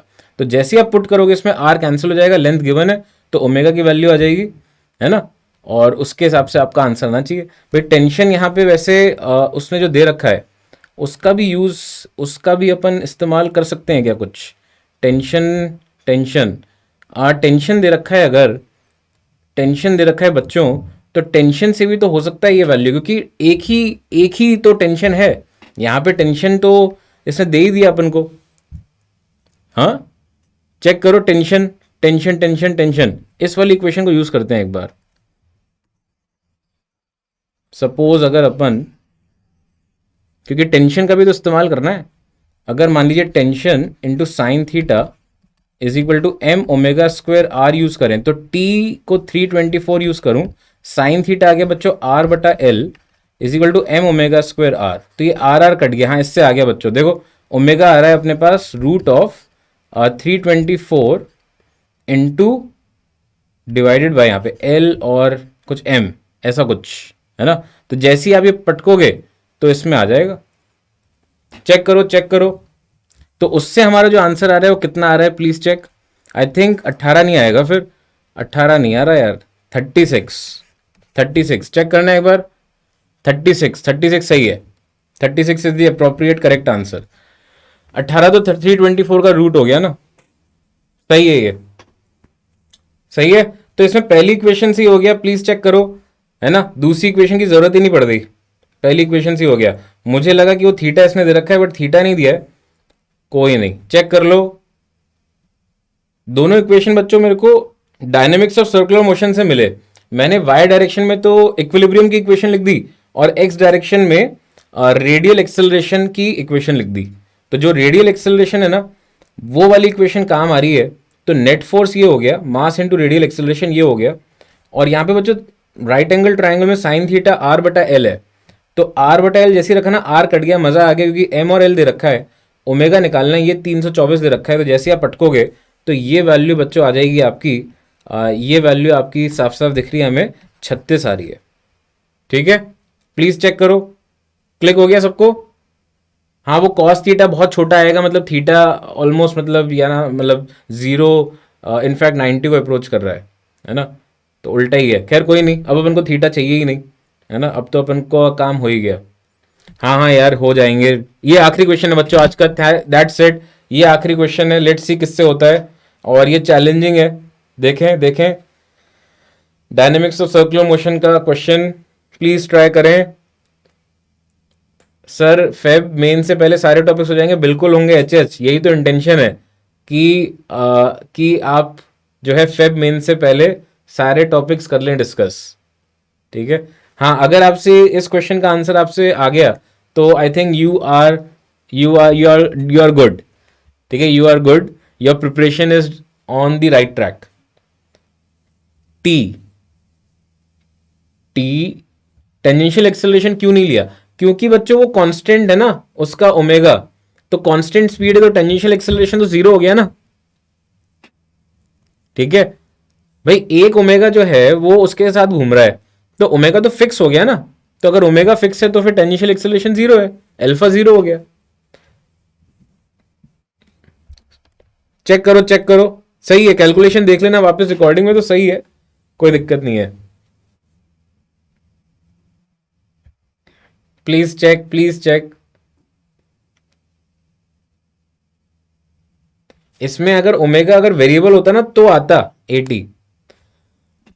T tension है बेटा, टेंशन। यार टी टेंशन ही तो होता है, और क्या होता है टी? टाइम तो छोटा टी है, कैपिटल टी मतलब टेंशन।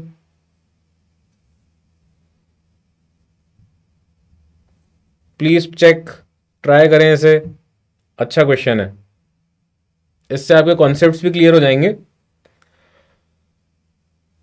यहां पे बच्चों 324 दे रखा है ना, मैक्सिमम टेंशन 324, ये वैल्यू दे रखी है, इसको मैंने यूज किया है 324 को। हिंट बेटा यहाँ पे ये है कि आप इसमें जैसे पिछले क्वेश्चन में इक्वेशन लिखी ना अपन ने दो, वैसे ही इस क्वेश्चन में भी लिखें। जैसे हमने पिछले क्वेश्चन में दो इक्वेशन लिखी थी, वैसे ही इसमें भी लिखें, देखें क्या आ रहा है उससे।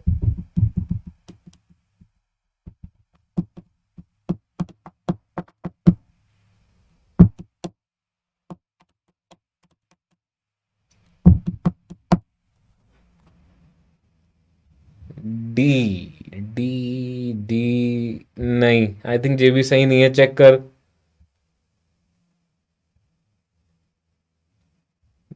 बीपी अब ये तुम्हें कंक्लूड करना है, मैं सब कुछ बता दूंगा तो तुम क्या सोचोगे? तो इसलिए तो मैंने बोला ना कि मैं इसमें आपको टाइम दूंगा करने के लिए, पूरे 2 मिनट दे रहा हूं, सोच लो आप। आई थिंक हाँ एस जे, बट तुम्हारा क्वेश्चन मार्क मुझे ऐसा लग रहा है कि तुम्हें खुद भी डाउट है ना। तो ऐसा लग रहा है कि you also don't have that confidence कि कुछ पता नहीं सर, हो सकता है कि कुछ और भी हो। तो बी कॉन्फिडेंट, अच्छे से कर लो सॉल्व, देखो क्या आ रहा है। कोई नहीं कोई नहीं, वापस चेक करो, इसका एक फिक्स आंसर एग्जैक्ट आएगा। KP I think you have done it correctly, so good job. PP सही है, बी ऑप्शन सीम्स करेक्ट, गजब। ई ऑप्शन बेटा, ई तो है ही नहीं। बी ऑप्शन, बी आ रहा है, गजब। वीजे, वीजी सॉरी।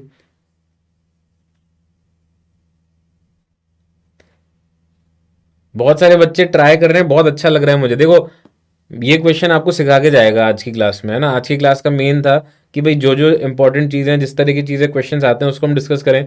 अच्छा डायनेमिक्स में मैंने आपको क्या बताया कि फ्री बॉडी डायग्राम बनाओ, रेडियल और टेंजेंशियल डायरेक्शन पकड़ो, और force equal to mass into acceleration करो। तो यहाँ पे बच्चों इधर आप ध्यान से देखो, तो ये जो मास है ना ये हॉरिजॉन्टल सर्कल में घूम रहा है, तो वर्टिकल डायरेक्शन में तो बच्चों बैलेंस ही है ना फोर्सेस। तो एक तो मैं इसका यहाँ पे फ्री बॉडी डायग्राम बना रहा हूँ, ध्यान से देखना। तो यहाँ पे बच्चों T1 है ना, इसके जो कंपोनेंट है फोर्स के वो क्या होंगे, T1 कॉस थीटा, और सेम थीटा यहाँ पर है बिकॉज दोनों की लेंथ सेम है, इसने लिखा है टू इक्वली लॉन्ग स्ट्रिंग। तो यहाँ पे भी थीटा, यहाँ पे भी थीटा, तो T2 का भी कंपोनेंट नीचे आएगा T2 कॉस थीटा। और अगर आप ध्यान से देखो तो इसका कुछ mg भी होगा, है ना, जो कि वर्टिकल डायरेक्शन में नीचे लगेगा। ठीक है, उसके अलावा जो दो फोर्स हॉरिजॉन्टल में है वो कौन से बच्चों, एक T1 का लेफ्ट में, एक T2 का लेफ्ट में, और वो साइन थीटा कंपोनेंट है। अच्छा अब बात करें हम रेडियल डायरेक्शन की, तो वो लेफ्ट में है, रेडियल डायरेक्शन लेफ्ट में है। तो बच्चों इसमें क्या इक्वेशन बनेगी, मैं दूसरे पेज जो कि है नहीं, कोई नहीं, मैं यहाँ लिख देता हूँ, ध्यान से देखें, कोई बात नहीं, होता है। तो ये हो जाएगा बच्चों T1 sine theta plus T2 sine theta is equal to mass into radial acceleration, जो कि होता है v square omega square r लिख देता हूँ क्योंकि ओमेगा की वैल्यू दे रखी है, ठीक है। तो यहाँ पे बच्चों दूसरी इक्वेशन क्या होगी, उसमें फोर्स बैलेंस कर रहा हूँ वर्टिकल डायरेक्शन में और ट्राई कर रहा हूँ कि T1 T2 के टर्म्स में ही रहे, ऐसा कुछ, ठीक है।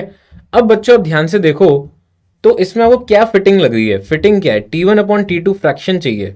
तो अगर मैं दोनों इक्वेशन को डिवाइड कर दूं और T1 sorry T1 sorry T2 से डिवाइड करूं ना, दोनों को डिवाइड करते हैं, ठीक है, दोनों को डिवाइड करते हैं 1/2। तो देखो लेफ्ट में लिख रहा हूँ इक्वेशन, तो ये बन जाएगा बच्चों, और मैं पता है क्या कर रहा हूँ, T2 को भी डिवाइड कर रहा हूँ, तो T1/T2 को मैं बोल रहा हूँ x, तो ये आ जाएगा बच्चों x। और यहाँ पे बच्चों आएगा साइन थीटा कॉमन में, जैसे साइन थीटा यहाँ पे भी और इधर भी है, ठीक है। तो साइन थीटा यहाँ आ गया, इधर कॉस थीटा आ गया, ये क्या आ जाएगा x+1 upon x-1 is equal to, अब बच्चों यहाँ m कट गया, omega square r upon g। अब आप ये सोच सकते हो कि सर ये मतलब यहाँ पे इतनी सारी वैल्यूज दे कर रखी हैं, तो ओमेगा दिया है बच्चों, उसके अलावा हम ये सोचे कि साइन अपॉन कॉस, ये हो गया टैन थीटा। टैन थीटा क्या है, देखें ध्यान से फोटो, तो टैन थीटा क्या है, ये रेडियस है और ये बच्चों हो गया h/2। तो बच्चों टैन थीटा क्या है, ये जो है ना टैन थीटा, ये हो गया r/h/2। और यहाँ पे आप लिखोगे ओमेगा स्क्वायर, मैं ध्यान से कर रहा हूँ फिर गलती ना हो कोई, तो ये हो जाएगा बच्चों 4 × 2g/h। तो ये g कटा, यहाँ पे h कटा और यहाँ पे r कटा। तो फाइनली मेरे पास इक्वेशन जो बच रही है, मुझे दिख रही है बनती हुई, x+1/x-1 इज इक्वल टू, तो यहाँ पे 2 भी कटेगा तो ये बचेगा 4। और इससे अगर मैं सॉल्व करूं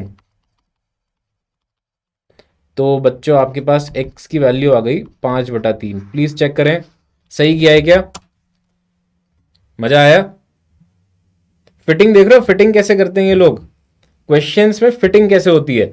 आपको बहुत सारी चीजें नहीं दी जाएंगी, बट जब आपको इक्वेशन लिखोगे आप और फिर उसको डिवाइड करोगे, जो चाहिए उसको जनरेट करोगे, तो ऐसे ये फिटिंग होगी कि ये भैया कट कूट के आपको आपका आंसर दे देगा, है ना। तो मैं वैसे तो ये देखो मेंस में हायर ऑर्डर हायर लेवल का हो गया, बट आपको एक ये केस दे रहा हूं कि चलो थोड़ा सा लेंदी भी क्वेश्चन है, तो भी आपको मतलब एक तरह से कॉन्सेप्ट वही है भाई।